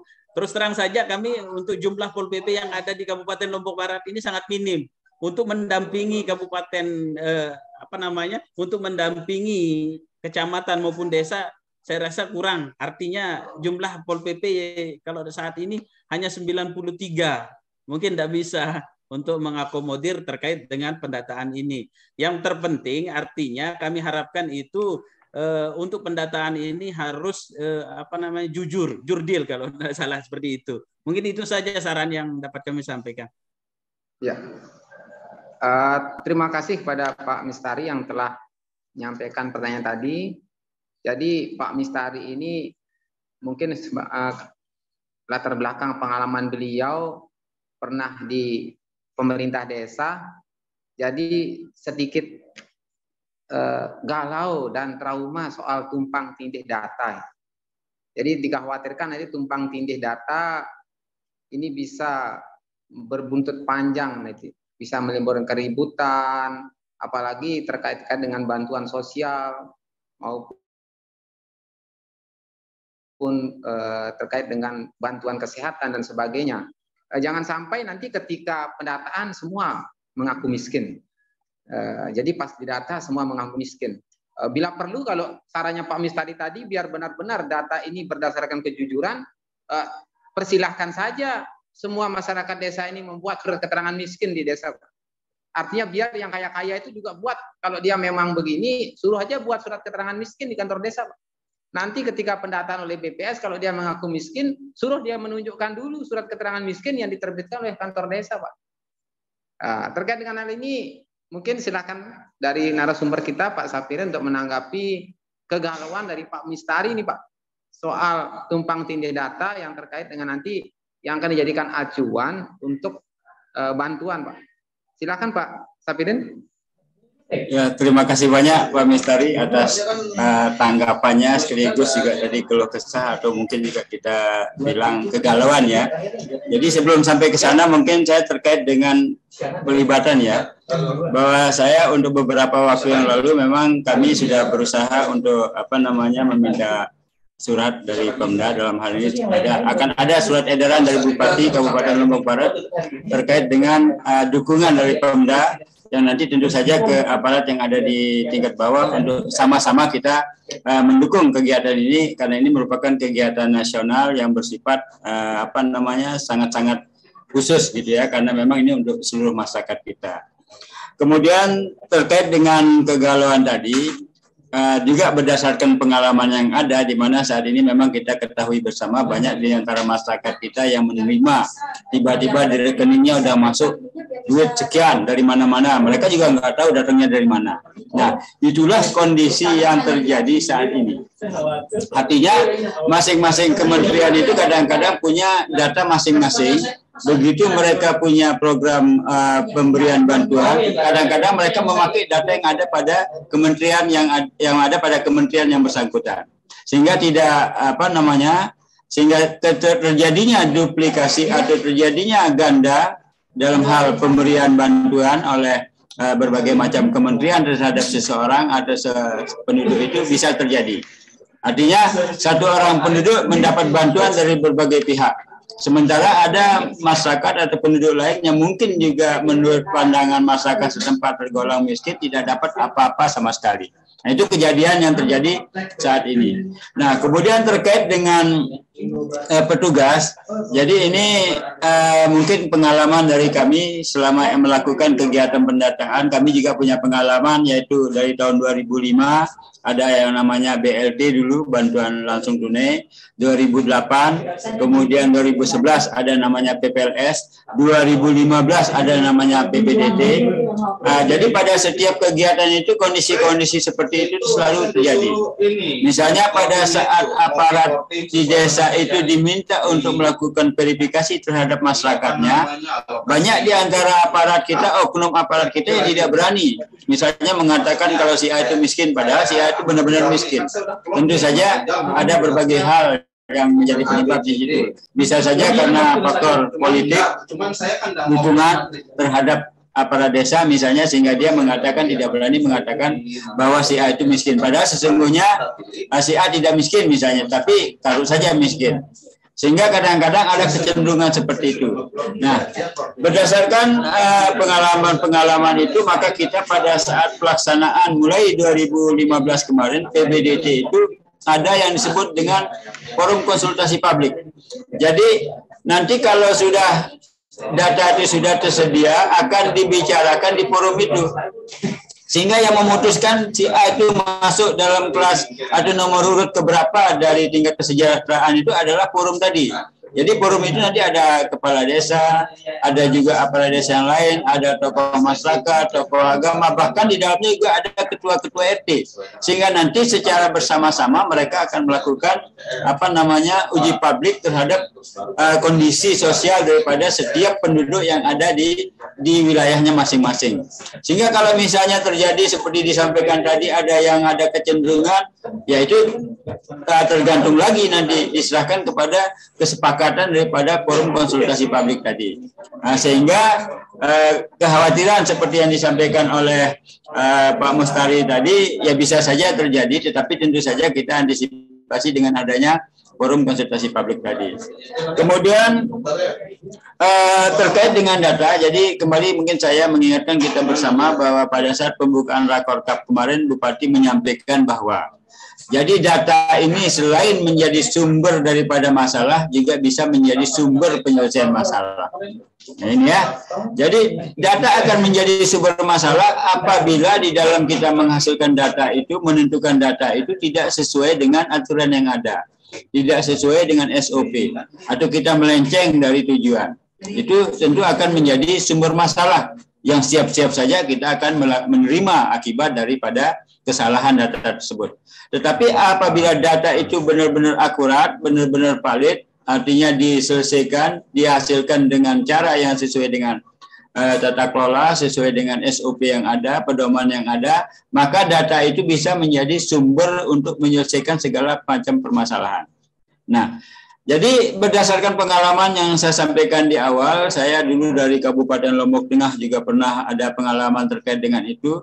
Untuk desa-desa yang memang proses pelaksanaan pendataannya berjalan dengan baik, dengan lancar, dengan jujur, dengan adil, dengan transparan, maka gejolak di masyarakat itu tidak ada. Tetapi desa-desa atau wilayah-wilayah yang ada kecenderungan petugasnya, kecenderungan aparatnya ikut juga membuntuti di situ, ya itu akan ada hal-hal yang bisa saja demo masyarakat itu tidak bisa dihindari. Tetapi kalau intinya apabila petugas sudah bekerja sesuai dengan aturan yang ada, maka apapun siap dihadapi. Dan bisa saya rasa dijelaskan kepada masyarakat secara baik apabila kita benar-benar menerapkan apa yang ada di SOP pendataan. Mungkin itu Pak Dewa, terima kasih.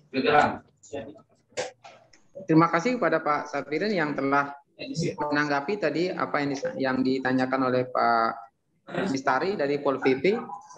Selanjutnya saya persilahkan peserta yang ingin bertanya terkait dengan materi kita pada hari ini. Silakan untuk raise hand.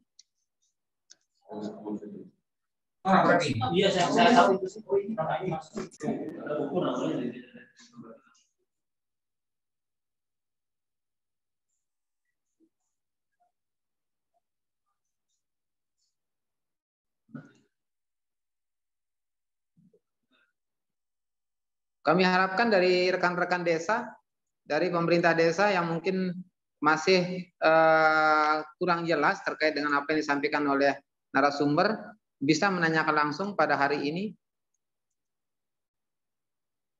kepada Pak Sapirin. Dari pemerintah desa mungkin ada yang ingin menanyakan terkait dengan Resostek tahun 2022.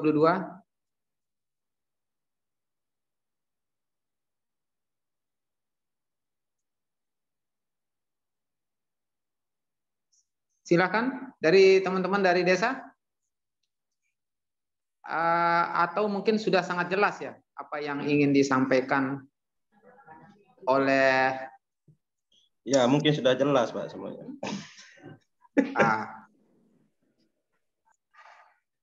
Sudah jelas atau mungkin ini masih bingung apa yang sebenarnya ingin ditanyakan mungkin. Diam artinya sudah jelas Pak. Nah, kalau kami simak tadi, salah satu nanti akan dihasilkan dari kegiatan Resostek ini adalah akan menjadi data acuan untuk Musrenbang. Otomatis ketika data ini menjadi acuan untuk Musrenbang, mulai dari tingkat desa sampai dengan tingkat provinsi, artinya benar-benar data yang dihasilkan dari Resostek ini akan menjadi acuan untuk rencana pembangunan di Lombok Barat. Mudah-mudahan Pak Kadis Kominfo masih bergabung bersama kita. Oh, beliau masih sudah berangkat ke DPR. Mungkin bisa diwakili oleh Pak Kabid IKP ini Pak.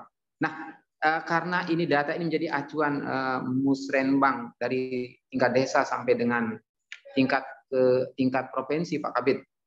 Kaitan dengan tugas kita di Kominfo, bagaimana bentuk kerjasama antara Kominfo dengan BPS ke depan Pak dalam mengimplementasikan keinginannya Pak Bupati bahwa di Kabupaten Lombok Barat harus ada satu data yang boleh dijadikan acuan dalam merencanakan pembangunan. Mungkin bisa dijelaskan sedikit Pak Kabid bagaimana ke depan rencana satu data yang akan mungkin akan coba dibangun kerjasama antara Kominfo dengan BPS. Ya, terima kasih Pak Dewa. Ini menarik bagaimana kemudian kerjasama ini dan di sini juga sudah bergabung Ibu Kabid BSS yaitu Bu Ani Wahyuni. Mungkin bisa lebih jelasnya mungkin Ibu Kabid yang bisa memaparkan bagaimana bentuk kerjasama dan sebagainya. Tentunya Diskominfotik juga memiliki arah ke sana, dan kalau kita di IKP tentu menggunakan data ini sebagai bahan berita dan kemudian mensosialisasikannya. Nah, untuk kemudian lebih jelasnya ada Bu Kabid BSS yaitu Bu Ani yang bisa kemudian menjelaskan. Silakan Bu Ani.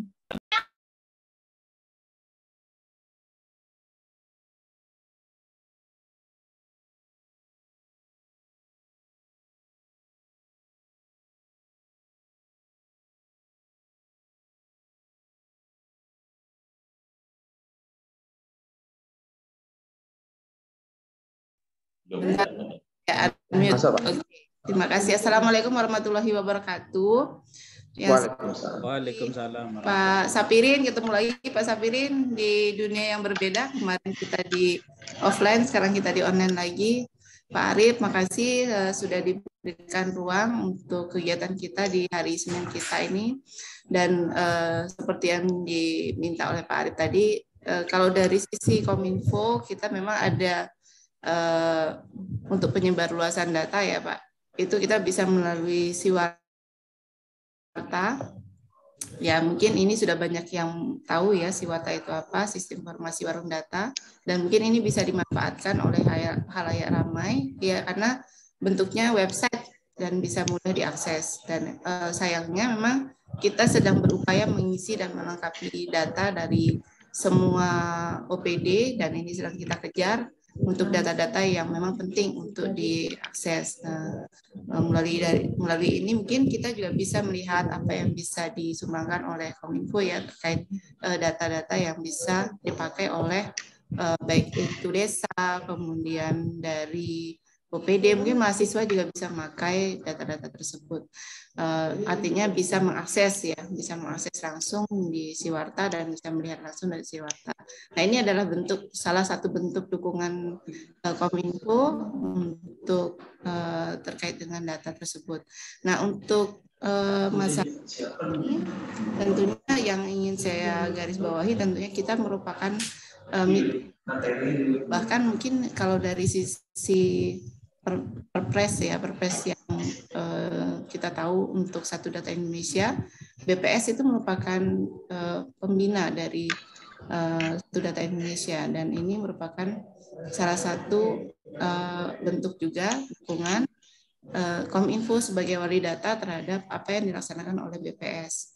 Dan kita berharap bahwa semua data yang dihasilkan oleh Rexosec ini bisa segera terpakai ya Pak, untuk keberlangsungan pembangunan daerah baik dari tingkat desa maupun sampai ke tingkat nasional. Yang saya dengar pembukaan rakor kita sepertinya data itu bisa digunakan ke 2020 untuk perencanaan 2024 karena bisa memperoleh agregat datanya.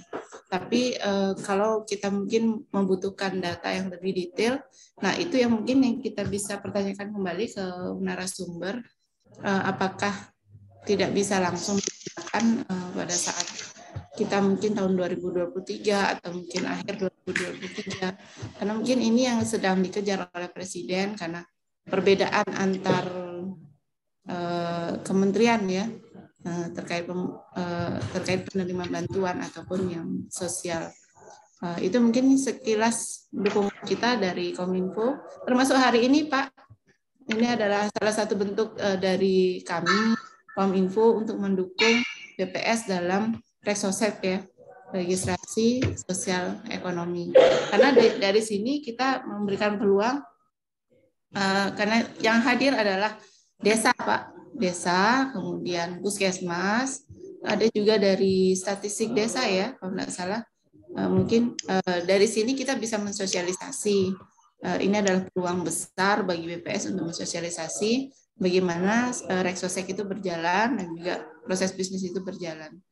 Itu mungkin Pak Arif yang Kabid IKP mungkin yang bisa saya sampaikan. Ada yang kurang-kurang Pak Dewa? Ya, terima kasih Bu Kabid.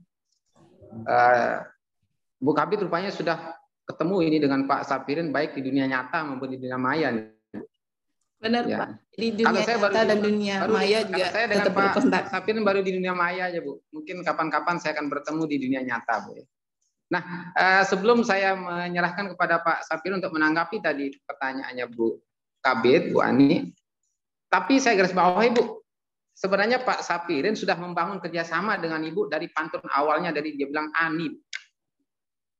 Jadi dari sana sudah terlihat bahwa ada hubungan kerjasama yang baik antara BPS dengan Kominfo, terutama bidang BSS Bu. Sampai nama Ibu dijadikan untuk pantunnya Pak Sapirin Bu. Ya, nah Bu Kabid tadi yang belum mungkin lebih ditekankan Bu, nanti kalau data Rexosec ini telah ada, bagaimana kemudian kerjasama antara BPS sama Kominfo terkait dengan hasil Rexosec 2022 dengan data yang ada di Siwarta, Bu? Mungkin sebelum saya ke Pak Sapirin, mungkin bisa ditambahkan Bu, nanti rencana ke depan terkait dengan pengisian Siwarta terhadap hasil dari Rexosec 2022 bagaimana Bu, kira-kira Bu? Ya, pastinya ketika data itu bisa dibagi pakaikan, Pak Dewa, jadi data itu langsung bisa kami publish. Tapi dengan catatan bisa dibagi pakaikan, artinya yang keluar tetap dari BPS. Nah, paling dekat itu adalah data agregat, Pak. Jadi misalkan ketika sudah dihasilkan data agregat, berapa data kemiskinan, misalnya data kemiskinan yang sudah diperoleh melalui Rexosec itu sudah difinalkan oleh BPS dan itu sudah boleh dibagi pakaikan, tentunya kami akan langsung bagi pakaikan di Siwarta. Karena dari situ juga kan BPS sudah ada tuh Pak, di Siwarta sudah ada juga sebagai produsen, juga sebagai pembina data, di situ bisa langsung upload data. Apalagi nanti kalau sudah ada bentuknya individual base ya, kalau memang sudah bisa dibagi pakaikan, kami tentunya akan melampirkan itu di Siwarta. Itu sih bentuk-bentuk dukungan kami.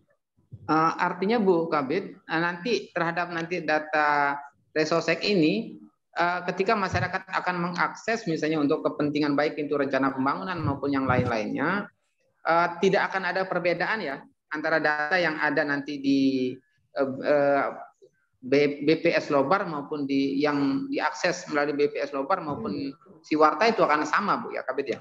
Iya, pastinya sama karena yang mengisi sama. Jadi BPS apa tentunya di Siwarta juga sama. Gitu. Ya. Itu.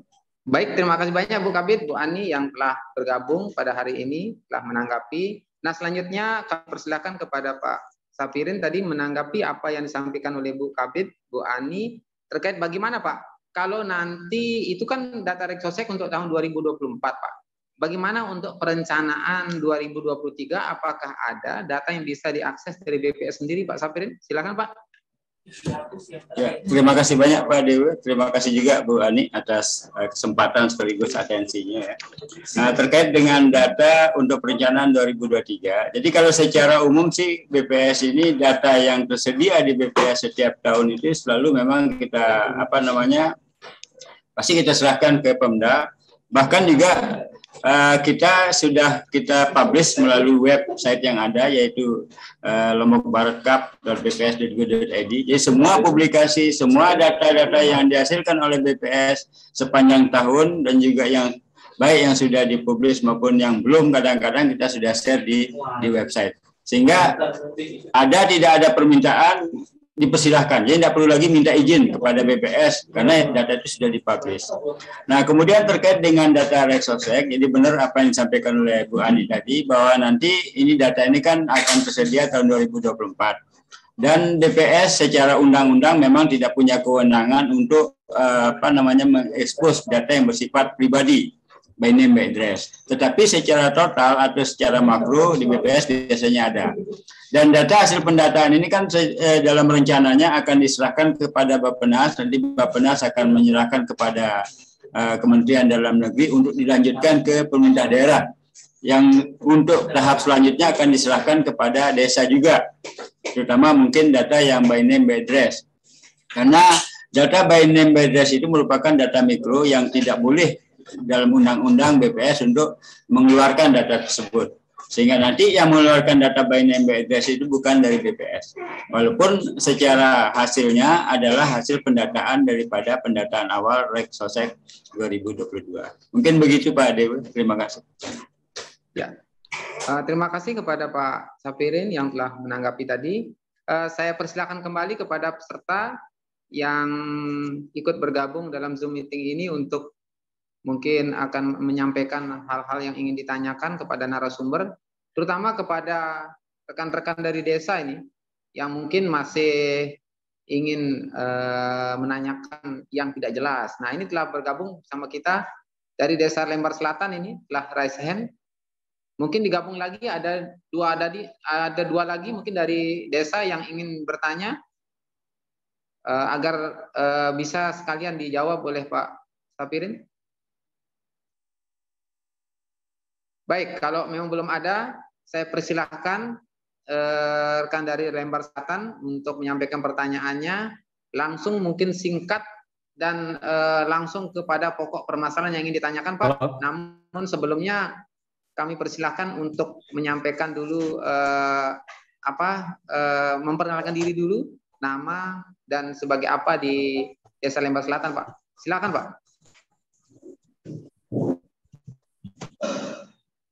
Silakan dari Lembar Selatan.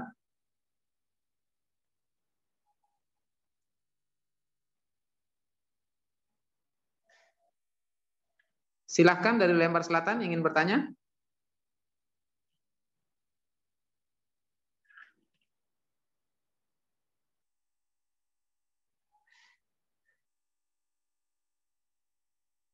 Halo Pak. Ya, silakan dari Lembar Selatan. Silakan perkenalkan diri dulu Pak sebelum bertanya Pak. Assalamualaikum. Oke, siap. Assalamualaikum warahmatullahi wabarakatuh. Waalaikumsalam. Saya Zainal. Saya Zainal, operator Desa Lembar Selatan. sekaligus sebagai penyebar informasi di dalam komunitas informasi masyarakat desa. Yang perlu saya tanyakan di sini, memang ini hal yang sangat penting juga mengenai data. Kami sebelumnya kan sudah melakukan pendataan melalui SDG. Sebelumnya itu ada dulu BPS yang turun langsung untuk melakukan pendataan BNBA-nya ya, BNB address ke masing-masing wilayah. Jadi dia door to door. Dan begitu juga kami di desa, di saat Kementerian Desa mengadakan pendataan sensus, kami menggunakan SDG. Di sana itu ada aplikasi yang kita diberikan, memang yang sudah difasilitasi oleh Kementerian Desa untuk melakukan apa yang dilakukan BPS. Hampir mirip seperti itu, sehingga kami menginput data BNBA-nya itu sesuai dengan sesuai dengan hasil lapangan. Jadi kami membentuk tim relawan itu sebanyak 38 yang tersebar di 11 dusun.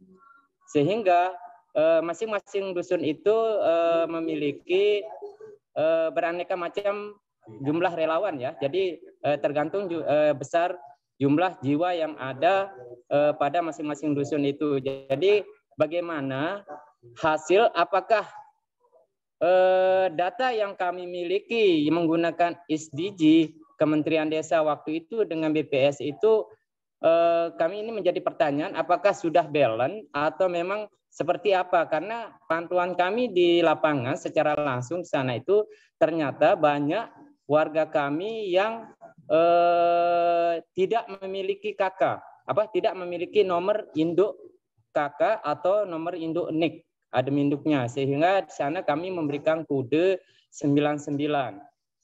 Dari hasil tinjauan kami yang di lapangan sana, sehingga kami mengisyaratkan warga kami untuk melakukan atau untuk mengurus data-data admin induk.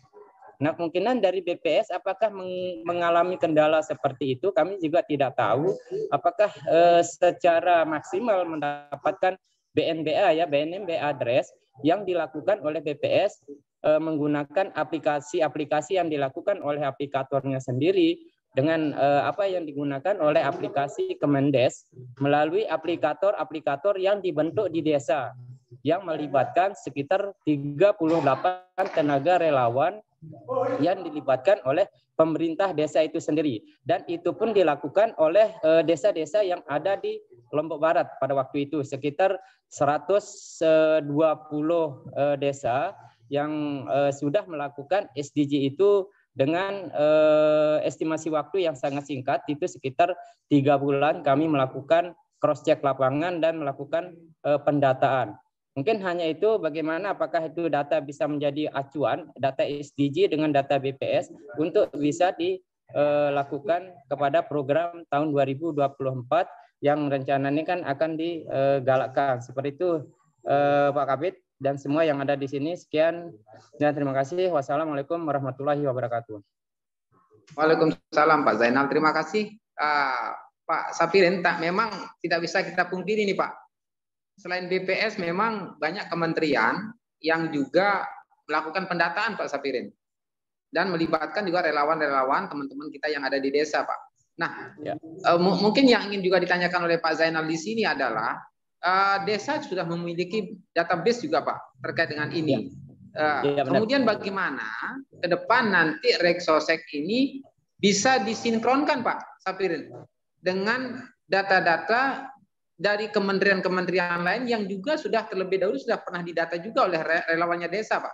Bagaimana kemudian rencana dari BPS sendiri untuk kemudian mensinkronkan Pak Safirin, mensinkronkan data-data yang telah dihasilkan oleh relawan-relawan kita yang ada di desa dengan nantinya data Reksosek yang akan kemudian dihasilkan Pak. Sehingga mungkin harapan teman-teman yang ada di desa akan menjadi satu data Pak. Baik itu data yang dihasilkan terlebih dahulu oleh kementerian yang telah mendata dengan nantinya data yang dihasilkan oleh BPS melalui program nasional melalui Reksosek ini bisa menjadi satu data Pak Safirin. Nah, itu mungkin yang ingin diharapkan oleh teman-teman yang ada di desa. Nah, kira-kira bagaimana Pak? Nantinya BPS ke depan akan mensinkronkan data ini Pak, data Reksosek ini dengan data-data dari kementerian lain yang juga telah melakukan pendataan sebelumnya Pak Safirin. Silakan Pak. Betul Pak.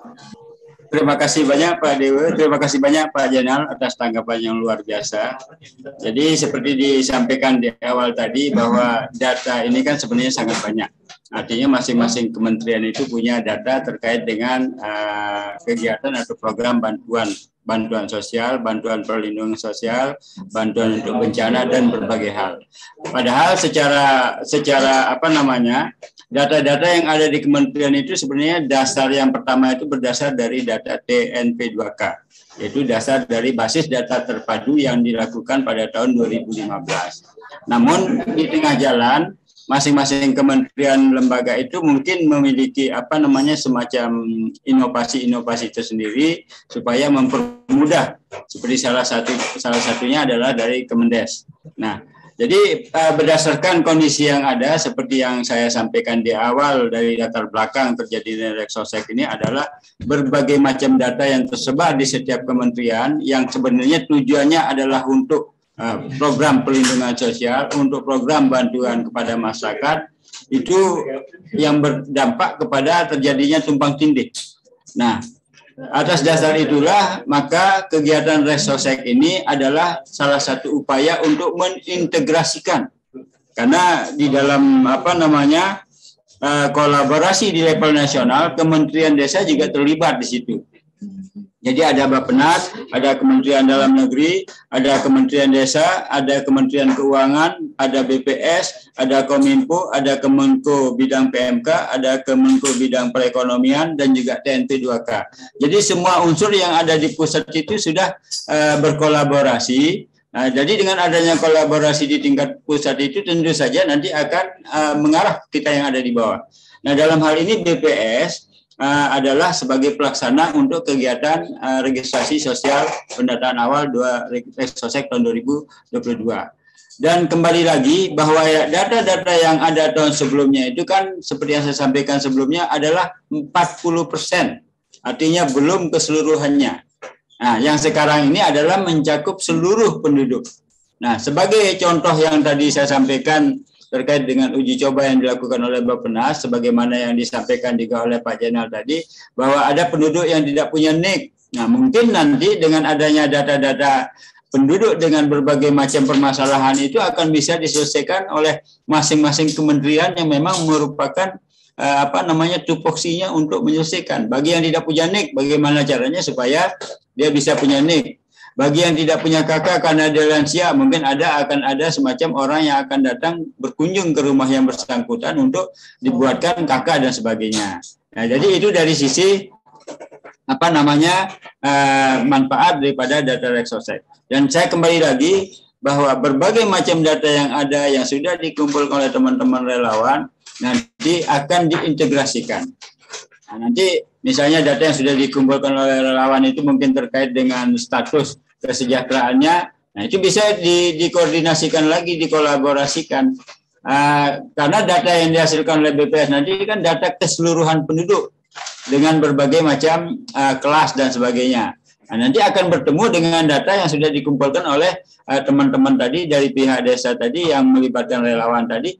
Bisa saja di situ ada integrasi.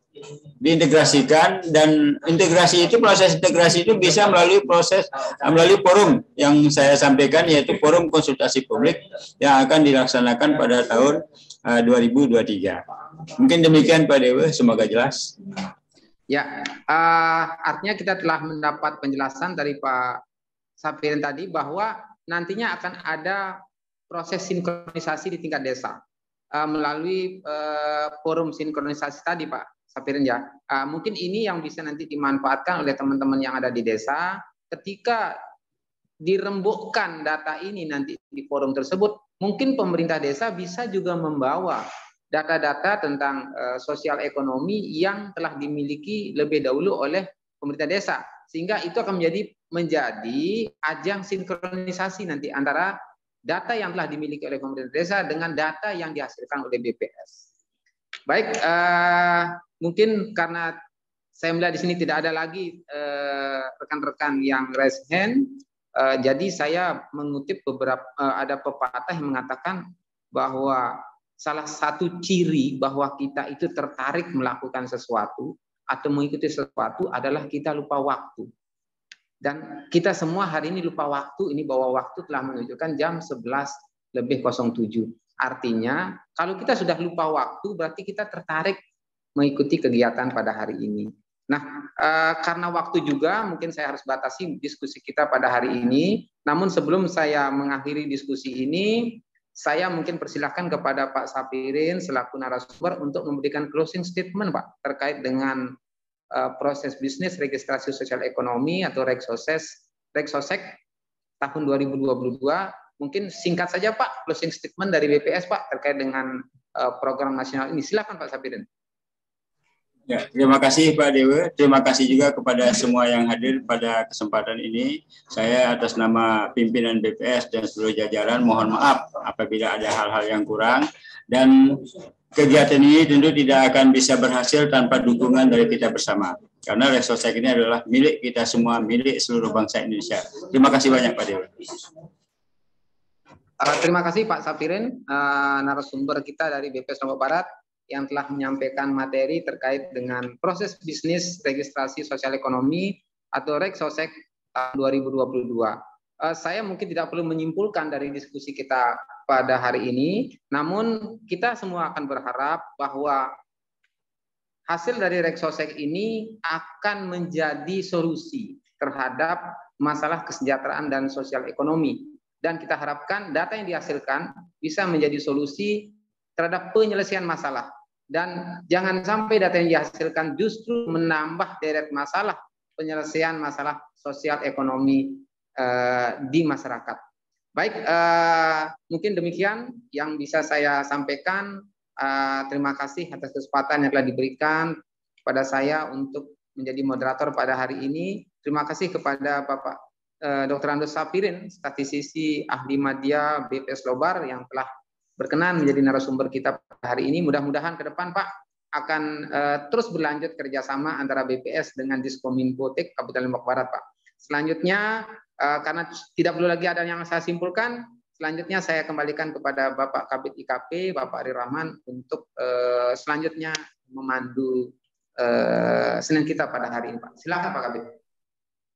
Ya, terima kasih Pak Dewa, moderator kita hari ini yang cukup atraktif untuk memandu acara, dan tadi sudah kita dengarkan bersama Senin kita edisi ke-16 hari ini bersama Bapak Sapirin dari BPS Kabupaten Lombok Barat tentunya terkait data dan proses bisnis registrasi sosial ekonomi 2022. Kita berharap semoga hari ini kita bisa memperoleh gambaran tentang proses registrasi sosial ekonomi 2022 yang sudah disampaikan oleh Bapak Sapirin tadi, dan kita berharap juga agar mudah-mudahan ini bisa disosialisasikan oleh Bapak dan Ibu yang ada di desa, OPD maupun di puskesmas kepada masyarakat. Jadi ini akan ada proses registrasi sosial ekonomi 2022 dan yang akan dilakukan oleh BPS dan tim yang juga melibatkan pemerintah daerah nantinya, karena ini adalah program nasional dan kita bisa sosialisasikan melalui website kita, dan tentunya kita berharap juga nantinya agar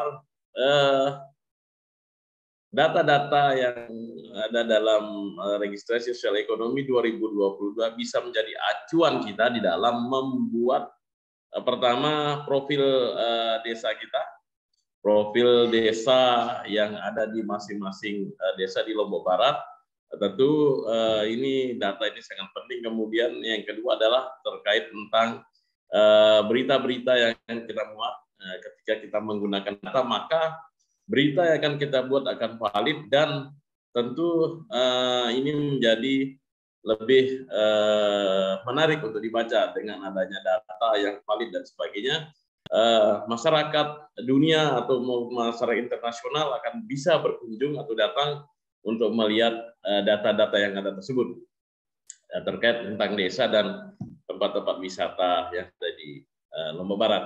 Oke, demikian acara Senin kita kali ini atas nama pemerintah Kabupaten Lombok Barat dan Dinas Kominfo di Kabupaten Lombok Barat, kami menyampaikan terima kasih yang besar-besarnya kepada Bapak narasumber yaitu Dr. Andes Safirin dan kepada seluruh rekan-rekan di desa, di UPD dan di Promkes Puskesmas serta tim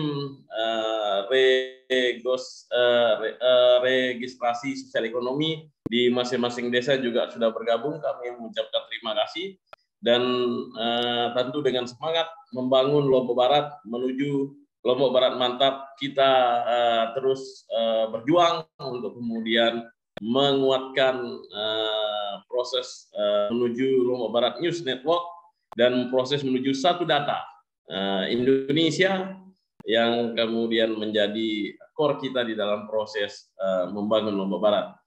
Dan tentu dengan semangat pasti yang tidak lepas selama ini kita lakukan.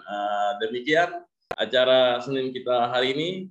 Atas kehadiran rekan-rekan semua kami sampaikan terima kasih dan kami mohon maaf apabila ada yang salah-salah. Dan dengan ucapan terima kasih kita tutup acara kita ini. Billahi fisabilillah, wassalamualaikum warahmatullahi wabarakatuh.